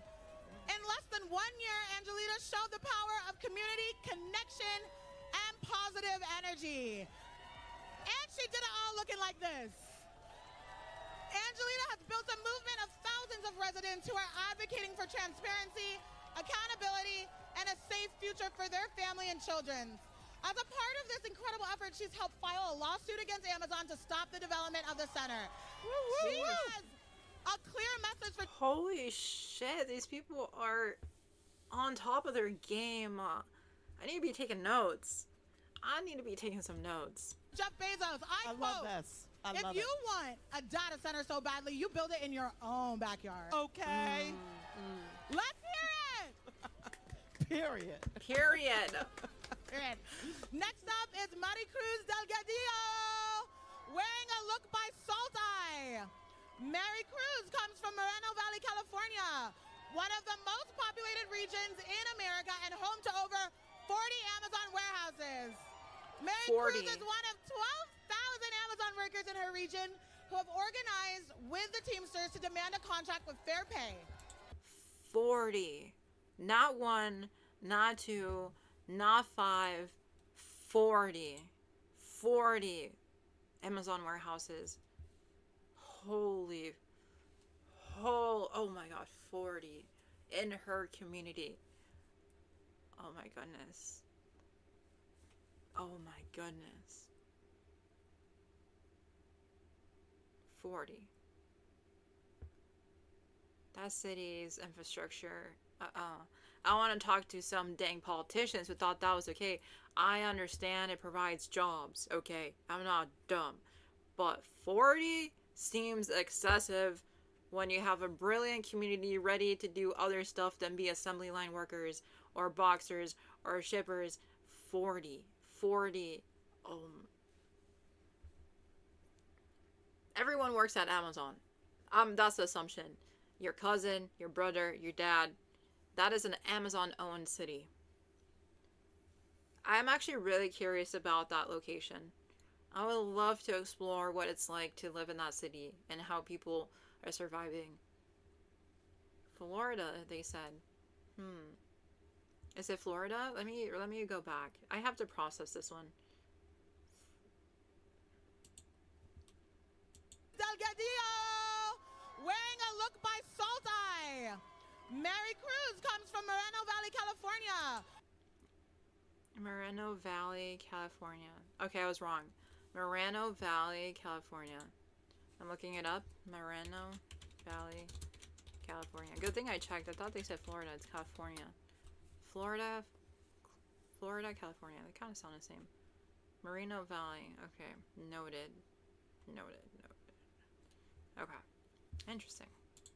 One of the most populated regions in America and home to over 40 Amazon warehouses. Mary Cruz is one of 12,000 Amazon workers in her region who have organized with the Teamsters to demand a contract with fair pay, safe jobs, and dignity. She marched on the bus, she raised the alarm on safety, and outside of work builds mutual aid in the same communities. Amazon is polluting. She is a leader, and she is here to save us all. Woo, woo, woo! All right, the next stop in our story is all the other ways that Amazon and Bezos have grabbed control over different parts of our economy and communities. From our news to our groceries to our data, what does Jeff Bezos not have his hands on besides ethics and personal accountability? First up, we're starting with the First Amendment, which is basically the final girl in a slasher film at this point. She's still alive, but she's a little bloody, and nobody is sure if she's going to make it. Let's meet Jack Nugent and Hazel Court, who up until a few months ago were tech workers at the Washington Post, my hometown paper. Wow. Back when it was famous for exposing government corruption like Watergate. Their outfits are by Ricardo Deshawn, a black-owned clothing label from Maryland. Woo! You know, at the Washington Post, they have a saying that democracy dies in the darkness. Well, I feel like it's more like the fascists that are in the dark like mold. But I'm not sure how to square that saying with what we've seen in the last year. Jeff Bezos' Washington Post laid off nearly half of its journalists this year and closed foreign bureaus across the globe. On top of that, Bezos laid off 76 tech workers at the Post, including Jack and Hazel. Oh! While they were bargaining for their first union contract. Oh, hell no. Like so many former Post reporters and tech workers, Jack and Hazel refused to stay silent. They are here today because a free press does not belong to billionaires. Woo! It belongs to the workers who build it every single day. It belongs to us. Jack has one message for the owner of that paper. The only time I want to speak to Jeff Bezos is when we are negotiating a union contract. Woo, child. I know that's right. And as a proud vice president of my union, SAG-AFTRA LA Local, woo! I say bravo. Thanks, Jack and Hazel. Next, I'm so excited to introduce Mal McGrath and Alexandra Piper from Philadelphia. Woo, Philly! Go Philadelphia. They're here to proudly represent UFCW Local 1776. Mal and Piper's looks today are from Abakashi, an Indian-American designer, Sheena Sood. Werrrk. Yes, mama. Now, I know a thing or two about Philly, and I know that Philly Union members are tough. Yes. As the original Union town, Philadelphia. Yes. No surprise, then, that Mal and Piper, their co-workers, made history as the first Whole Foods store to ever win a union election. Holy. Yes. That's crazy. Give it up for that. And what did Bezos do? Bezos refused to negotiate. Oh. Over a year later, Amazon is delaying responses to workers' demands. All the while, Whole Foods workers get paid $17 an hour, while Bezos makes $8 million an hour. Get out of here. Jeff Bezos may own businesses all across the economy, but he is no match for the power of workers like Mal and Piper. Let's give it up for them. These are girl bosses. Oh my goodness. I love the show so much. I love how it illuminates different topics and every person represents a theme or a topic. I just like how they broke it down. I really respect that. And the production of the show is holy shadoodles good. The transitions, the logo, the captions, the presentation. This is literally so well made. Dude. And it was live streamed. This wasn't in affiliation with anyone else. This was their own production. And they have cameramen, they have audio tech people, they have, I'm assuming production people, or what's it called? No, event organizing people, because the setup was so well made. Everyone is seated next to the runway. It was just so well made. There was a lot of really smart technical people making sure this all flowed, and the backdrop too. my god. If you're paying attention to the details, this is really well curated. I love this. Yes, Piper!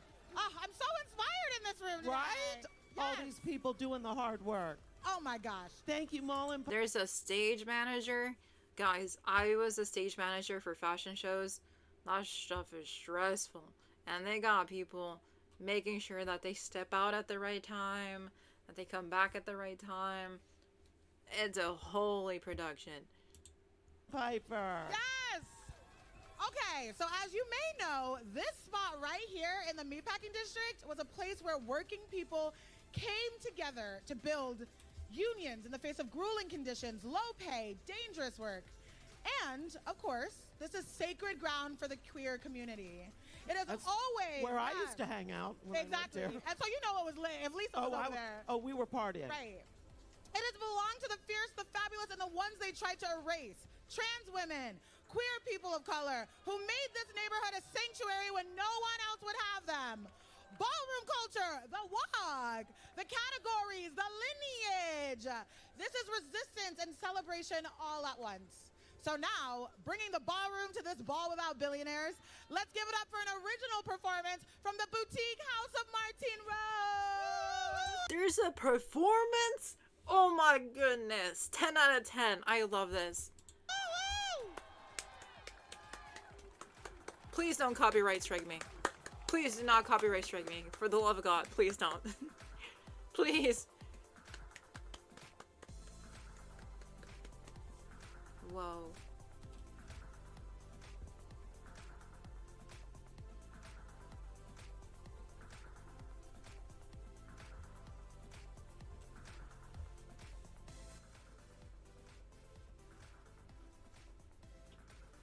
Get into it!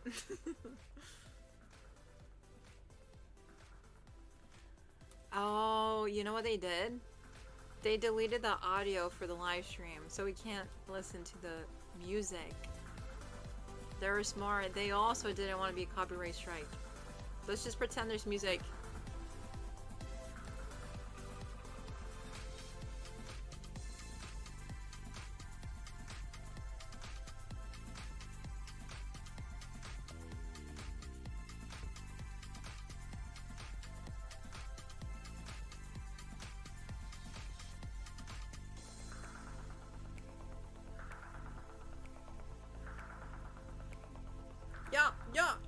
Yeah. Oh my goodness, they're voguing.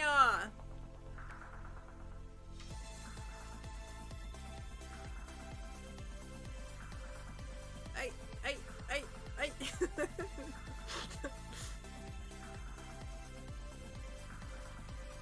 It's almost like we're there. Hey. Yeah. Wow.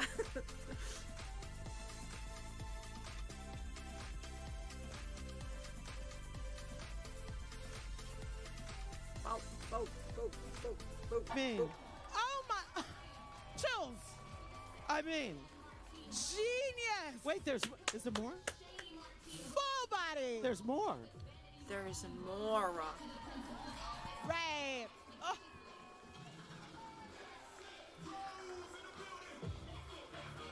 Wow.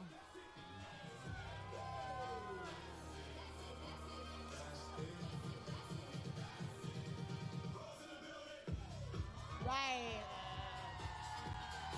Do it pretty. Do it beautiful.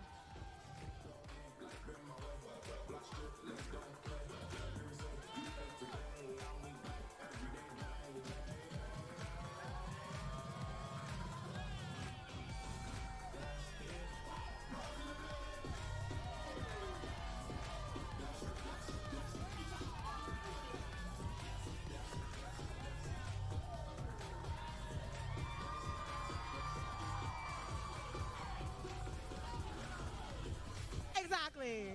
Yes. Ooh. Oh, he's working it. Work. Yes.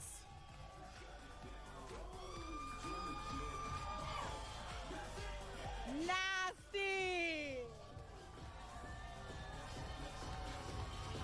Is that a bow? Oh my goodness. Their bow tie. She not playing. She not playing. No. Right. Uh-huh. Right. Yep. Yes. They're And all that's matching. on that. They're matching so good. Those socks, the fits, queens. Give it up. Ooh, there's more. There's more. Yes. Holy Yeah. production! Clap it up. Come on, everybody, clap it up. Clap it up. Clap it up. Come on. Get a party here downtown today. Ha, ha, ha, ha, ha, ha. I want to be there so bad. Ugh. Right. The audio is like taking me out. The audio. Yeah. Hey! Give it up for the boutique house of Martin Period. Rose. You know what they did not have uptown today? Right. The House of Martine Rose. Exactly. They did not have that. Full body chills. There is really Another round of applause.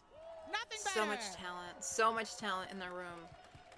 There really is just something so special when folks who have been written out of history on the runway, in the boardroom, in the story, decide to show up anyway and redefine the stage entirely, especially when it involves a sickening death drop. Are you kidding? On concrete. On concrete. All right, folks, we are just past the halfway point of our show. If Jeff Bezos was here, he'd make us all go back to work. But he's not.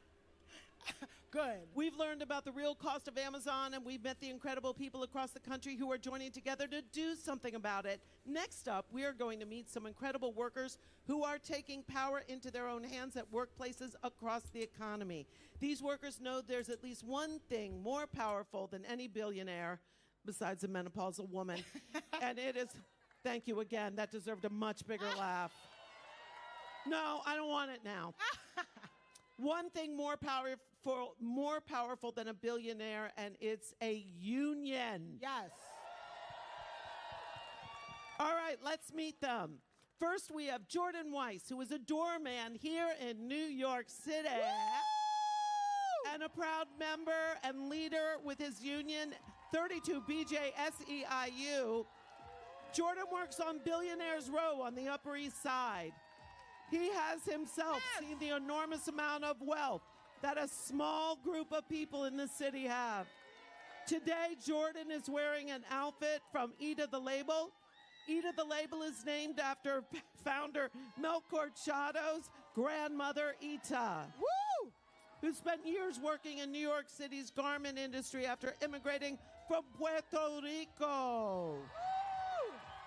Through the power of their union, Jordan and thousands of other doormen in the city just negotiated with luxury landlords and won an amazing union contract that includes pay raises, free health care, pension contribution, and other great benefits. Jordan interacts with Amazon workers every day, and he knows that they deserve the same protections and benefits that he has. Yeah. He says Jeff Bezos is not going to give these workers the dignity and respect they deserve.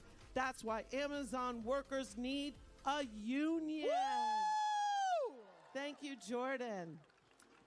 Next up is Kai Fritz, a Starbucks barista who lives and works in Brooklyn. Yes, Kai. Kai's look is also by Ida the Label. Kai and baristas across the country have made history through their union, Starbucks Workers United. Woo! Baristas have won union elections at nearly 700 locations across the country and have organized 12,000 workers to win a contract and a better future at Starbucks. Their fight for higher wages, better staffing, and an end to discrimination has inspired young workers across the country to take action and stand up against billionaires and crooked CEOs. At Starbucks, Amazon, and beyond, Gen Z workers like Kai are inspiring workers everywhere. They are writing the next chapter of history, not Jeff Bezos. Yes. Thank you, Kai, for being here. Damn straight. Starbucks is so insidious. I had friends who worked in Starbucks and their working conditions, oh my goodness. Oh my god, they don't get paid enough. They do not get paid enough. This is amazing. This is great, but I do want to say it is getting late, and I do have other stuff that I want to talk about. So if you want to watch the full event, it's on SEIU on YouTube, and it's called Ball Without Billionaires dash Labor is Art. I will definitely subscribe to them. They didn't have any live chatters, so that's okay. That's okay, but you can watch the rest of this on your own. We watched most of it. We have like 13 more minutes of it, to be honest, but we watched the gist of it, and then we can go down to the end of it, and it's so beautiful. Look at this. Well, we're messing with the wrong ones. Yeah. Get Back to Work needs to be ripped With up. other powerful women, they've branded together and told their stories and launched a movement for pregnancy justice inside of Amazon. So let's close the show with one more reminder.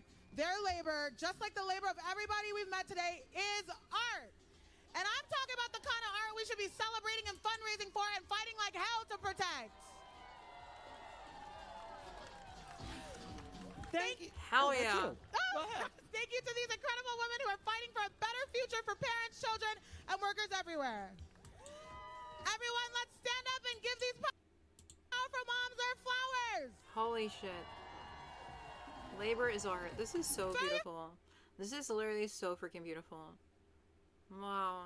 My friend always jokes about how Starbucks will give you free stocks, but not let you unionize.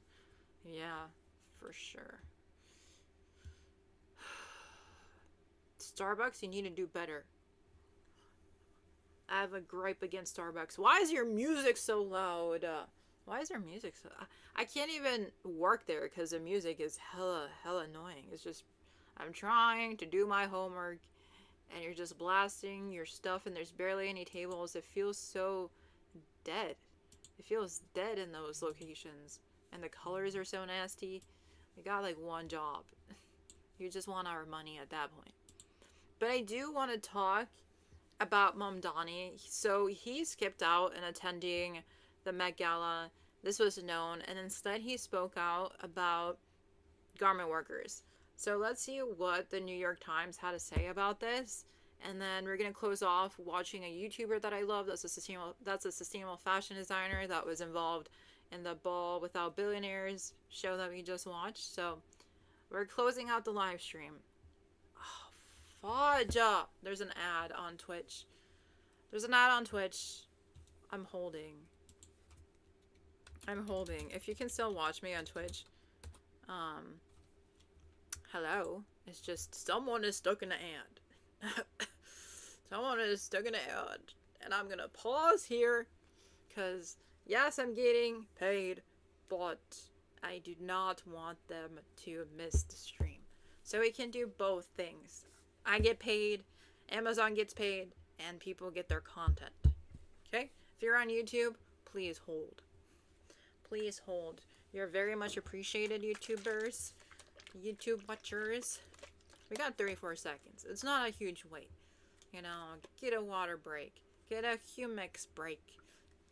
Walk around, touch some grass. Why don't ya? There's no more humix. Oh my god, there's no more humix. Am I muted? No, I'm not muted.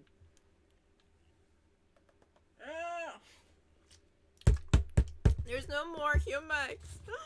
Oh my goodness. I can be a little bit dramatic sometimes. I just wanted my humix. Hello, I paused. I thought I had humix left. Humix. My favorite freaking drink. And I'm out of it. It's the strawberry banana nectar. It's so tasty. $1.50 at your local Dollar Tree. Humix. Not sponsored, obviously. Dude, I low-key would take that sponsor. Humix. I love Humix. Please, strawberry banana. I was raised with this. It has so much sugars, and it makes your brain go cray-cray. And it is beautiful packaging. $1.25 is very affordable at your local dollar store. Anyways, I did pause. We're going back. Okay. As I was saying before I was rudely interrupted by the name of prophet called ads, let us see what New York Times says about Mamdani. Mamdani highlights fashion workers as he skips the Met Gala. Oh my god, that is horrendous quality for this reading of an article, but we can get through this, guys. This article is by Jacob Gallagher and read by an automated voice. Okay. Last month, New York's mayor, Zohran Mamdani, made clear that he had no desire to cozy up with Kardashians and Bezosis when he said he would skip this year's Met Gala, the marquee event of the city's increasingly celebrity-filled social calendar. Okay. Yet, on Monday, Mamdani, a democratic socialist, went further in aligning himself with the city's working class by releasing a photo portfolio highlighting 6 behind-the-scenes workers that fuel the city's fashion industry. The fashion industry is made possible by the thousands of workers behind the scenes: seamstresses, tailors, retail workers, delivery drivers, whose immense talent and dedication deserves to be celebrated, the mayor said in a statement emailed to the New York Times. We're proud to feature the stories of these hard-working New Yorkers who make our city's fashion industry second to none. Mamdani is not the first mayor to skip the gala. Eric Adams attended only once, as did Bill de Blasio. Michael Bloomberg didn't attend every year. The shoot, which the mayor's office initially released through the website of ID, a fashion magazine, was shot by Kara McCurdy, a New York-based photographer. McCurdy captured figures including tailors from Pakistan and Mexico, a master tailor at Saks Fifth Avenue, and a Macy's employee for nearly 4 decades. In an apparent nod to Jeff Bezos, a lead sponsor of the gala and the founder of Amazon, the portfolio also included 2 former Amazon employees who are now advocating for a bill that would require it, and similar companies to directly employ workers. The portfolio was published hours before a Met Gala that has stoked class tensions, particularly over Bezos' central role. On Monday morning in New York, labor unions from across the country staged the Ball Without Billionaires, an event that highlighted workers at the companies in Bezos' empire. Last week, a guerrilla activist group placed bottles of fake urine inside the Metropolitan Museum of Art. Over the weekend, the group projected video interviews with Amazon workers and slogans on buildings near Bezos' penthouse, including, "If you can buy the Met Gala, you can pay more taxes." Damn straight. Let's look at those photos. Okay, let's see. Oh.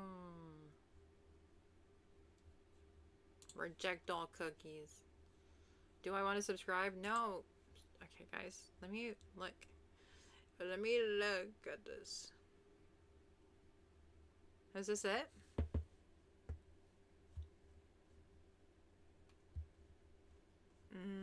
I think this is it.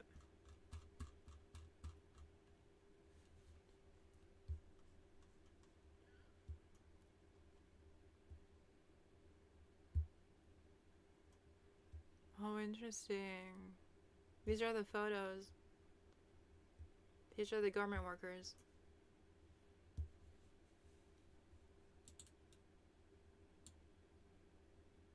My goodness. So beautiful. They're beautiful humans. They're such beautiful humans. Wow. Them hands be making stuff. Very lovely.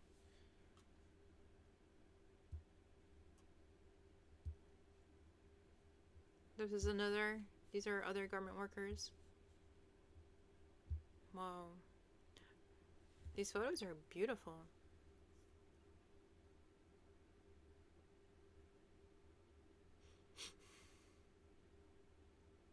Beautiful. Oh, it's so beautiful.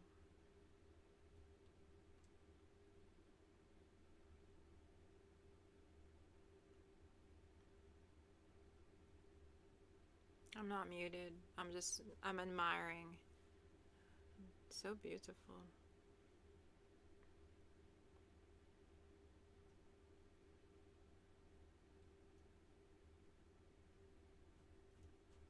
Okay, that was it.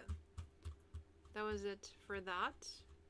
W. Mayor Mamdani for doing this.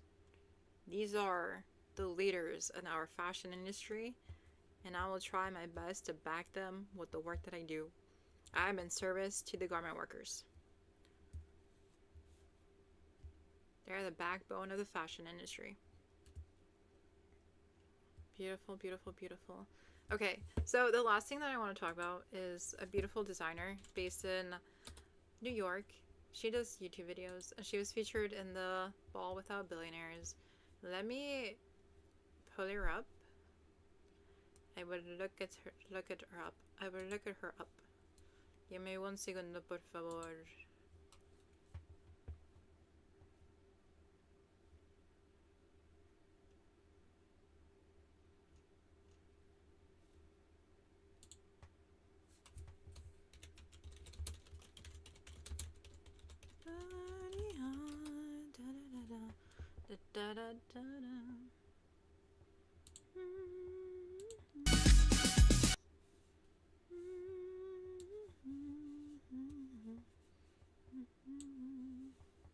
Okay, so this is her, and let's go to your YouTube.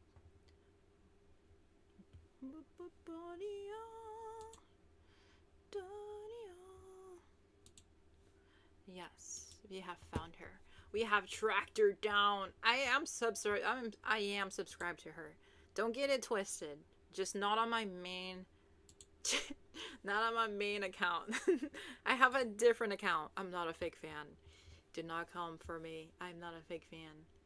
She does so much great content. You should subscribe. Y'all should subscribe.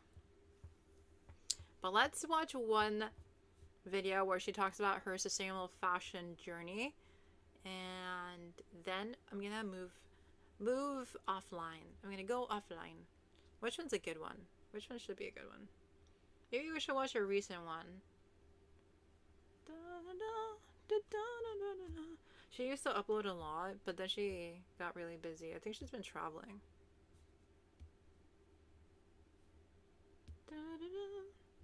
She didn't make a video about her time at the Ball Without Billionaires, but that's okay. Let's do this one, the latest one. Build, repair, and protect muscle with new GNC Amp Creep Not Up. the freaking commercials! Okay. A podcast that shares true stories of people helping people. This is also a commercial. Okay. Alright. Move it along. Okay. Fixated on recently, and I'm not mad about it. Dude, her videos are so good. Do you know why I'm excited today? Well, I'll tell you. The weather is officially 70 degrees in New York City. I'm gonna go to my favorite workout class, which also has a cafe in their Pilates studio where I can do some work, do some journaling, and then on top of that, Mashnoon today was like, do you want to go to a spelling bee? And of course, I'm gonna go to a spelling bee with him because why would I not? He has this new kick where he's been just going to this like Lower East Side bar / bookstore, I believe, where they just host spelling bees like every month. And he's going to compete. So that's what we're doing today. There's absolutely nothing like being an adult, but still letting your inner child free. Guys, I don't know what it is, but I've been loving the pink and brown combo. Like, it reminds me of strawberry with chocolate milk. I think this is what was featured in the fashion show. These are her pieces. And I actually designed the sweater. Yeah. I'm really excited. I was right! Oh my god, it is those pieces. To finally come out with it because it's been girly pops. It's been years since I first started designing this. This is like the 4th sample at this point. But I don't know. I feel like me having fun with fashion again just reminds me of being a kid watching Hannah Montana, because I know you guys watched the 20th year anniversary.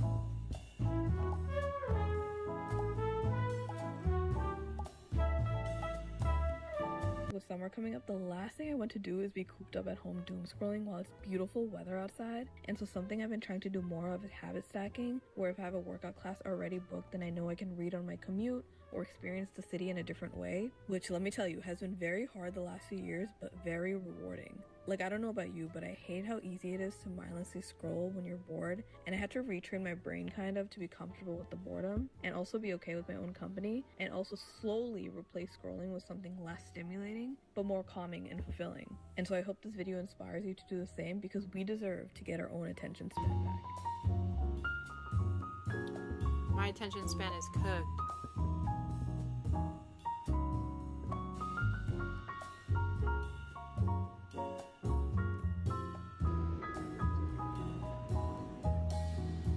I want my YouTube videos to look like hers.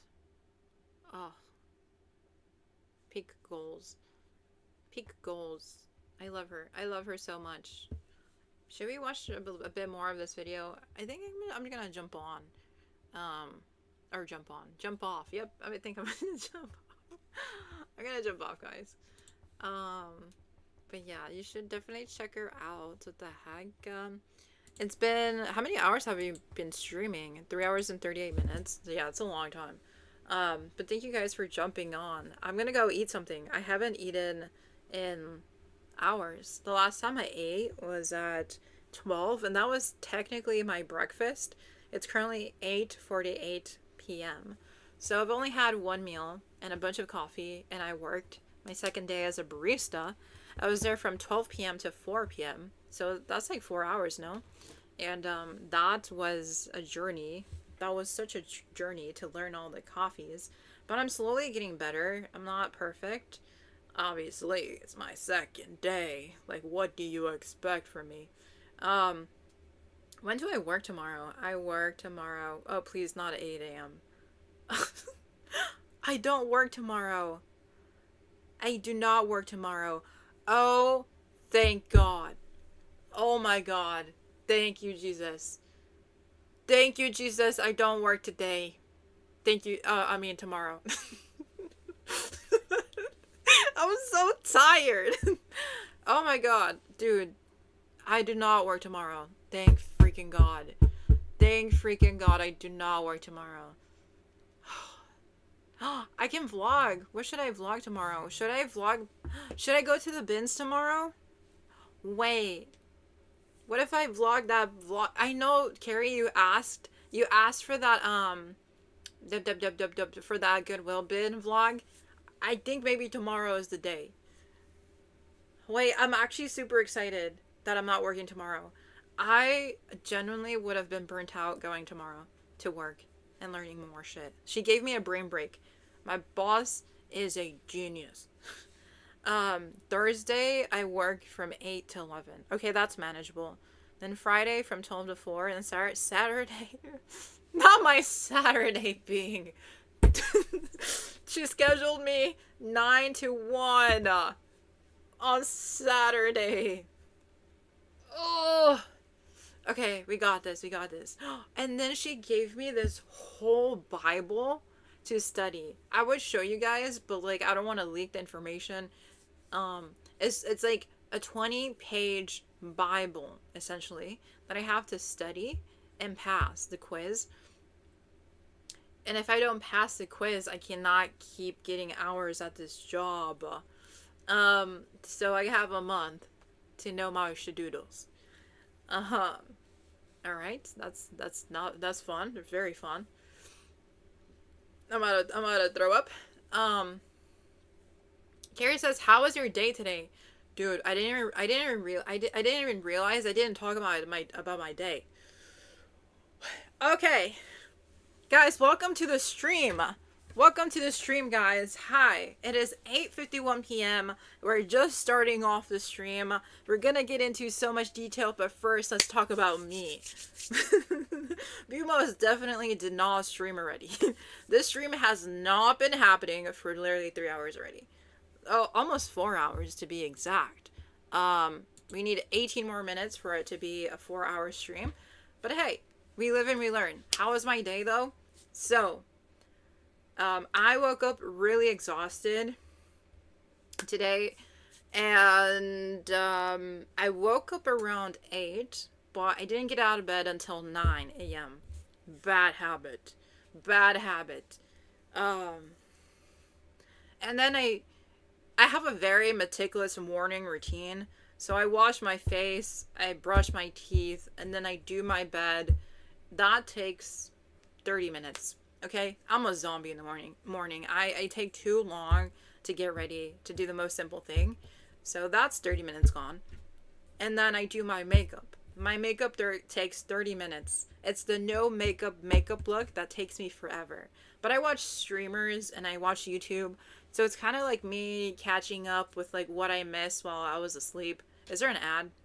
No. Okay. I really need to fix those ads. They're making me paranoid and angry.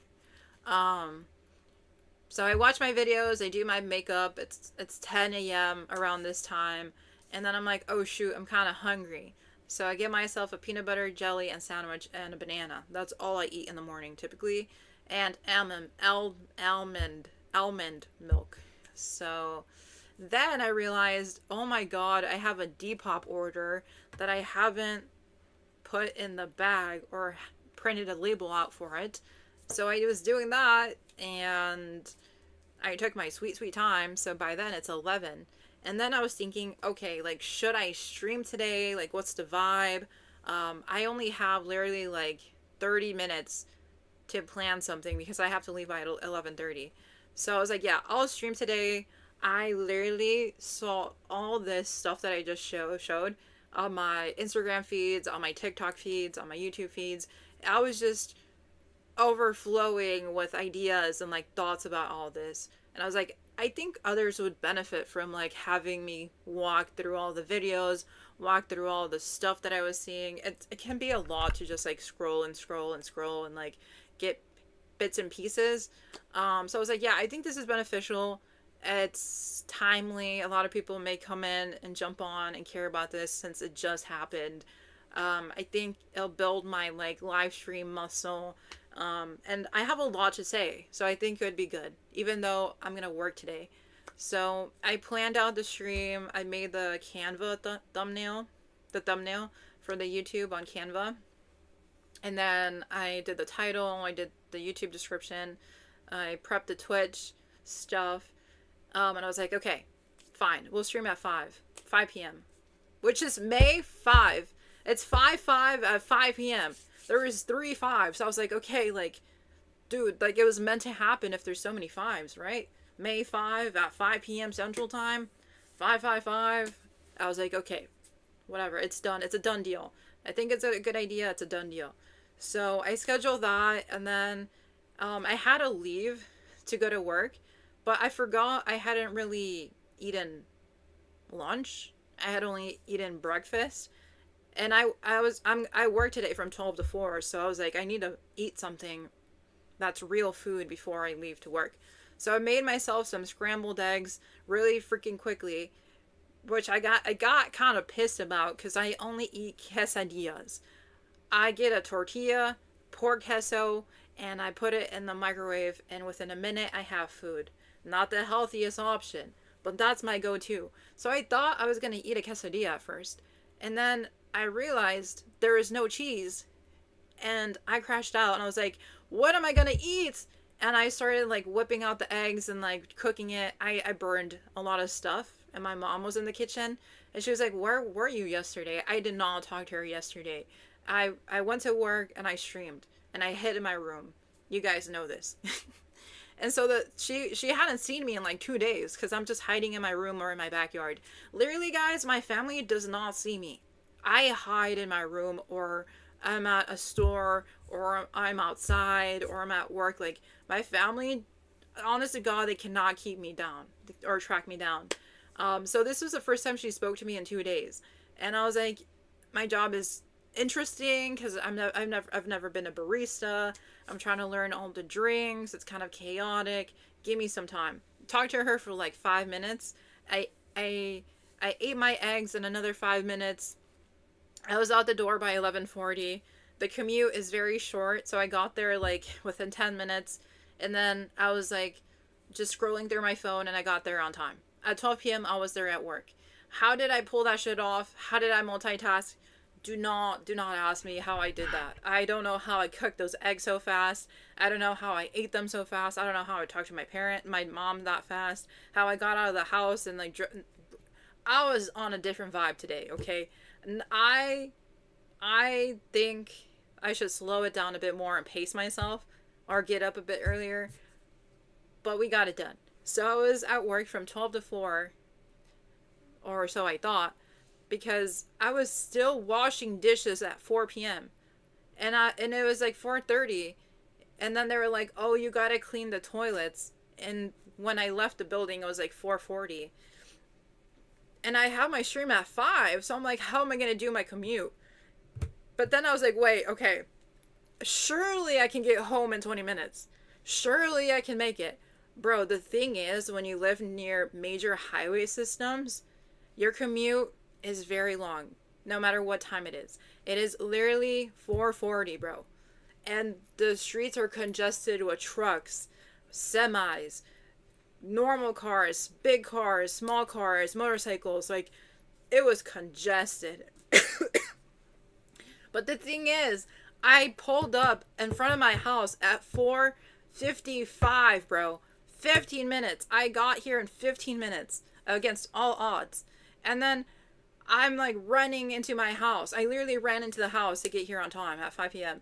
And then my little brother's in the kitchen, and he clearly wants to talk to me because he's asking me where I've been. I'm like, I have to go stream, and I just got out of work. And then I like ran to my room. I grabbed all the dirty cups, and then I was like, fuck, I need to clear everything. So I run back up to the kitchen, and then I continue to talk to my little brother. I'm like, and so I learned all these drinks, and I don't know what I'm doing, as I'm like throwing all the cups into the sink. And I'm like, and I'm sorry, but I'll tell you about this later because I need to go stream, and those are just my dirty cups. And he's like, okay. And I run back into my room to start to start up the PC, boot up everything. It's literally 4:58, bro. The minutes are counting down. I turn on my PC, and the internet doesn't work. It wouldn't connect. So I turn off the PC. I turn everything off. I turn it back on. The Wi-Fi doesn't work. I'm like, it's 4:59. I just need one more minute.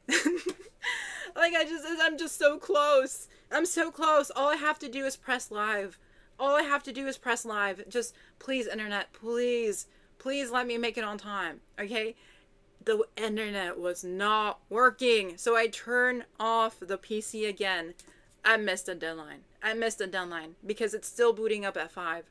So once everything loads, everything is computing, it's 5:03. I could have made it, but my PC failed me 3 times. 3 times. For the first 2 times, it didn't help me connect to the internet, and the third time, it was like, it was thinking about it. It was thinking about connecting. It was thinking about connecting. So then I'm like, okay, like, I have to open the YouTube app. I have to open up the OBS app, the Twitch stuff. I have to log into other stuff. And everything was just super slow on my PC. That by the time I went live, it was like 5:10 or something. 5:10 p.m. And that's why I was like, oh my god, bro, I missed the deadline even though I could have made it.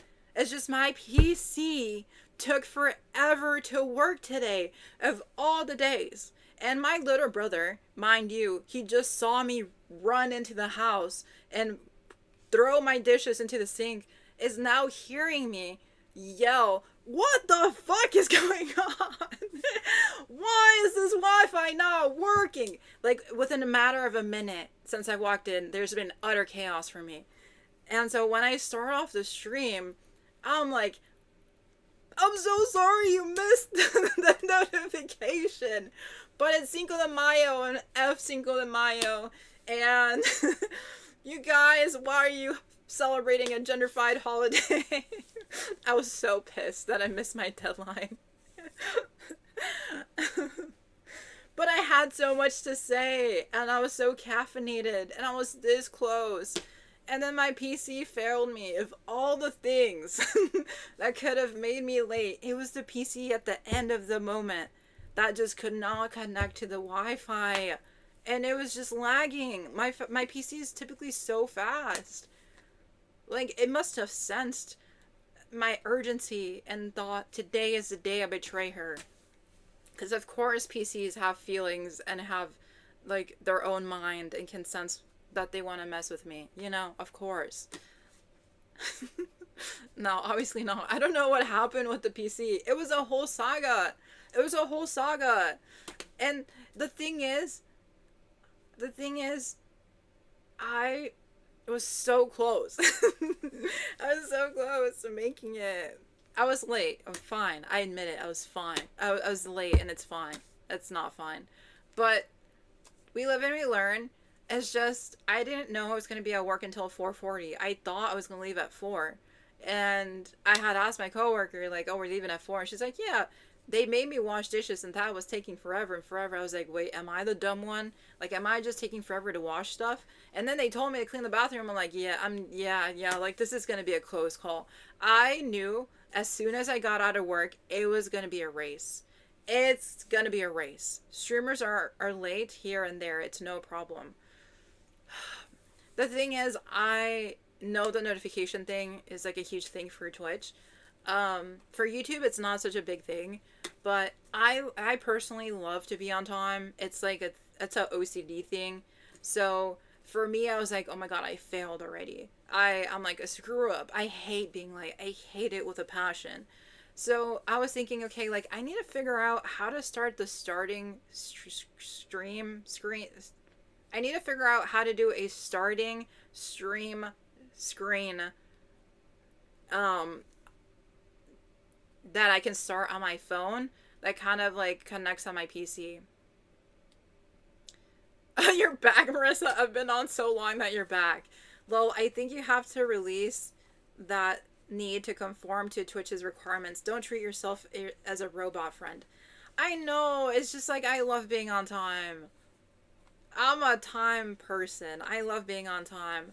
So, yeah, I was thinking, how do I start the stream on my phone? So when I go to my PC, somehow it's connected so I can start it on my PC. Or, like, continue it on my PC, but not end the stream, if that makes sense. So start with the phone, and then be able to continue it on my PC. I see IRL streamers that, like, switch back and forth from their phone to their PC all the time. I think there's an app that they use. But I don't know what that app is. I know I watch one streamer that does it. It's just, they mentioned it beforehand. It's just, I don't remember what it's called. I think I have to watch a VOD way back when they talked about it, or I can ask them in their next stream. I think the next stream they're doing is I don't know, Thursday? Yeah, Thursday. So I'll ask them in chat. They should let me know. Or I can ask them their Discord as well. Marissa says, oh, that's a good cheat with the starting screen. Yeah, so, like, when I'm in traffic, let's say it's 5 o'clock, I can technically start the stream. And let's say I'm late 5 or 10 minutes. You guys are, like, waiting for me, but, like, I've already technically started. So for, like, Twitch, I have hit the 5 p.m. mark. And for YouTube, you guys are just kind of, like, sitting there. But a lot of streamers do the starting stream thing to get people excited and get them a moment to, like, prepare for the stream. It's just, for me, like, it's not very strategic to have a starting stream overlay or screen for YouTube, because if you're watching the VOD and all you see is, like, 5 minutes of, like, this overlay, you're more likely to, like, leave the video. So that's why right now I immediately jump into the stream, because for YouTube, like, if I have someone stalking me watching a past live stream and they click the video, immediately I'm starting. Immediately I'm giving them context. So I'm, like, trying to replicate, like, a good video, because a good video, you're supposed to get to the point of what you're doing within 30 seconds. And that's what I'm trying to, like, convey every time I go live on these platforms. So But on Twitch, it's an entirely different thing. It's just, unfortunately, I am balancing different requirements and different strategies within 2 different platforms. Because YouTube, I would love to go all in, give context within the first minute. But with Twitch, it's better to have that, like, screen and have people wait and build that excitement, especially with music. But that music will get me copyrighted on YouTube. So, like, that's why it's difficult to, like, be on both. But I love both. It's just, they're like 2 babies with different needs. And it's just like, what do I choose? And I've been angling myself more for YouTube by starting off, like, immediately to the point.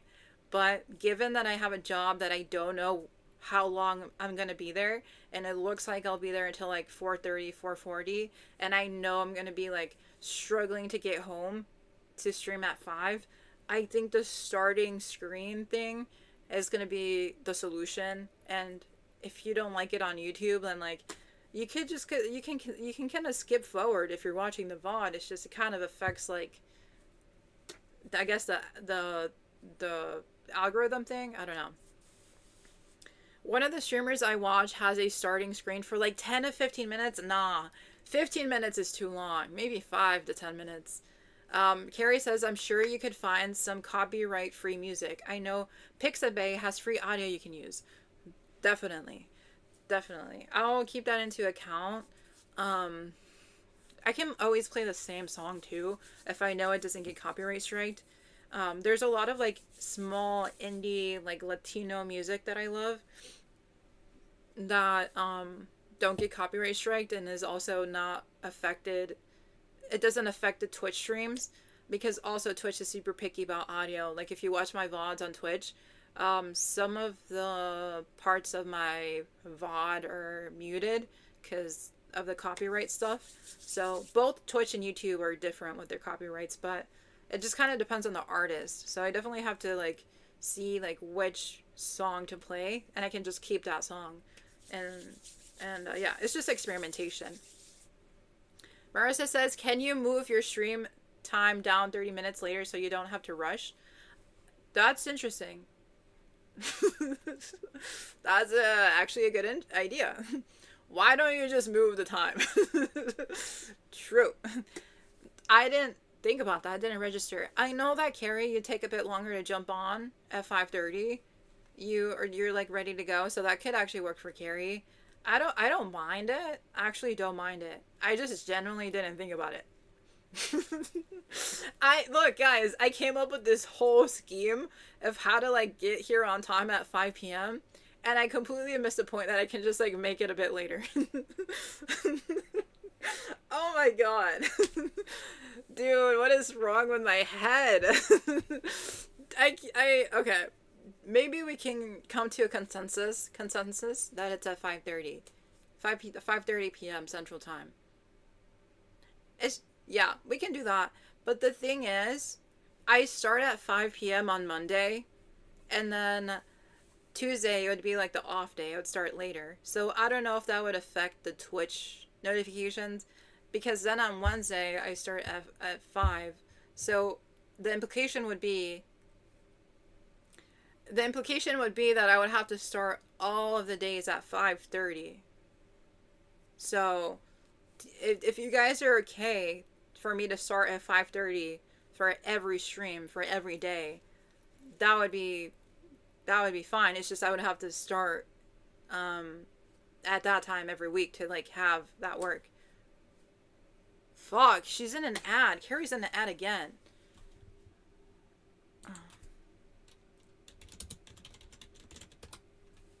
Okay, I'm holding for her. But Marissa, you say, yep, you're the boss. Make it work for you.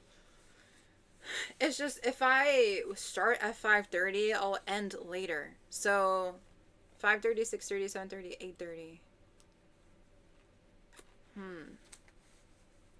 It's just, I don't know what that app is that they're using to switch from their phone to the PC. And I think it costs money. I think he mentioned it costs money. So I think the more free version, or the better version, is just to, like, go live later. Yeah, I think 5:30. for Tuesdays. Because the thing is, I don't want to start too late. I know 5 and 5:30 doesn't sound like a huge difference, but that would mean like if I start at 5:30 and I do a 3-hour stream, it's already 8:30. And I want to like go up to 4 hours, so it'd be 9:30 until I'm done. So it's just, I know I'm my own boss and I can make it work for me. It's just, do I really want to make it more later for me? Okay, you're back. Okay. So I was thinking that maybe the only time I go live at 5:30 is on the days that I know I'm going to be working late or working at the cafe. It's just I don't have a stable schedule right now. I'm just in training. But for example, on Friday, I get out at 4, which is technically 4:30 or 4:40. So I know I'm going to be late. I'm not going to be able to make the 5 p.m. live stream time. So it's just I don't have a schedule right now. I don't know what my schedule will be for next week. So I'll try to keep... Okay, sorry, I'm confusing you guys. I'm confusing myself. I want every single day to be the same time. It's just I don't want to start later because I don't have a lot of energy during the night. So by 8:30, I know I'm going to be like really tired. And if I start at 5:30 and it's already 8:30, that's 3 hours, but I want to stream for 4 hours. I want to stream for more hours. I want to increase the times just because it builds my muscle and it brings more people in. So technically I'd be like 5:30 to 9:30 instead of 5 to 9. So why do I want to stream for 4 hours? Because I want to like build up more practice. So I want to like build up the muscle. I don't necessarily have to, I know that, but I want to practice a lot and like get good at my craft. And it takes, what is it, 10,000 hours to become an expert or something and something. Yeah, like the more practice, the more comfortable I get, the better I get with like what I'm doing, the more I embody authenticity. It's just, I don't feel like I have the ability to like relax in a lot of ways either. I feel like right now the barista role is getting to me, and I just really, I'm a workaholic. How do I explain this? I'm a workaholic, so like when I feel like I'm stuck in life and I want to like hone in on my like dreams or my passion, I like lock in. So it's just my way of locking in. It's just me practicing, because everything else just kind of feels out of control and feels out of line, not aligned. But this, I feel like, is what it's keeping me sane. I'm over explaining at this point, but it's keeping me sane. Being on these streams is keeping me, I feel like, me. I feel like this is the only space I can be me. So I think it's just going to be overall better for me. And if I feel like I can't do 4 hours anymore, I'll reduce it down. I'll be honest and be like, okay, we tried this, it didn't work. It's going to be okay. At least we practiced, we explored, we tried it. But right now, the barista role, I know it's going to bother me, because it's just to fund my streaming stuff. So like if I'm not streaming a lot, then it's just like the barista role is going to consume my head. It's going to become a issue. I already know it. So Marissa says, totally makes sense to honor your energy if you're not a night girly. True. That's why I'm like, should I start at 5:30? Carrie says, I have no idea what my work schedule will look like when I get a job, so it's up in the air if I can make the streams in the future. Gonna try to get a daytime job as best as I can, since I want evenings to be free. Yeah. I mean, obviously prioritize your job. Prioritize getting that work. We need money. So do let me know what your schedule is, and I'll try to like also work with that, because I'm pretty flexible. But if you work evenings for some of the days, then we'll see. I mean, you guys are, I really care about you guys like being here, so just let me know and we'll see what we can do. Obviously, we don't have a lot of info right now. I don't have my schedule. We don't know what's going to happen in the future, so. But I do want to be consistent. I want to be as consistent as possible. So let's try to go live this week at 5 like I have been. Like tomorrow I'll go live at 5 p.m. and then Thursdays I always have off right now, and then Friday I'll go live at 5, even though I don't know if I'll make it exactly on time at 5. And then I should have my schedule for next week by this weekend, so I'll let you guys know. If I have to push all the streams down to 5:30, that's what we're gonna do. I just really want to start at the same time. Maybe it's OCD, maybe it's like my need to like cater to Twitch and stuff, but like I just like being on time. But yeah, that's really like the most logistical stuff happening behind the scenes besides the ads. But there's so much that I want to do in the future. You guys know this. I want to do IRL streams. I want to do more fashion design streams. I want to game more. I want to talk about this stuff more. There's so much I want to accomplish. I feel like I'm running out of time, running out of energy, running out of like ability to pursue the stuff that I actually care about, because survival mode takes over and you have to go to work. You have to prioritize other stuff. But like, I wish I had so much more hours to like create videos and like stream more and like create more and travel, and it's gonna take time. I know that. It's just I'm so impatient, but I'm gonna try my best to manage the job that I have, trying to move, trying to stream, trying to do YouTube, trying to do all this other stuff. So hopefully you enjoy the streams. I personally love I love streams so much because I feel like I'm connected to people. I just feel such a special connection to people that stream. And I feel like it takes me out of my own world. It takes me out to a different moment, to a different idea. Hopefully you guys feel less alone by watching these streams. Hopefully you're reminded about the amazing things that are happening in the world and how we can like aspire to be better and grow as people. And you can learn something through the process. It's always an uphill battle to get somewhere. So constantly pushing the rock up the hill. Pushing the rock. I don't know why I thought that was funny. We're pushing the rock up the hill, but there's so much we can do. There's so much we can do. I'm so excited to hang out with you guys. Hopefully, again, I hope I make you guys, your day a little bit better or more interesting. And I'm trying so much to learn and to grow with you guys. So thank you again for believing in me. I believe in you guys. And as always, like, stay safe. I cherish you guys dearly. And I will be offline now, because now I'm becoming very cheesy and sappy. And I'm very, very hungry. I'm very hungry. I have only eaten eggs and peanut butter. Okay. Alright. Should I eat a pizza? Guys, it's Cinco de Mayo. We should be partying. Why are we not partying it up? Guys, eat some Cinco de Mayo food themed items. Meaning tortillas, cheese, salsa, beer. Why does it feel like a Friday? Oh my god, but I do not work tomorrow, so technically it is my Friday. Technically. And I will try to vlog. Okay? If I don't vlog, I do need a vlog. I don't have any other day free, because I work Thursday and Friday and Saturday. Fuck. Okay, I have to do it tomorrow. Alright. Go eat. Everyone's telling me to eat. Bye, guys. Take care. Have a good night. Happy Cinco de Mayo.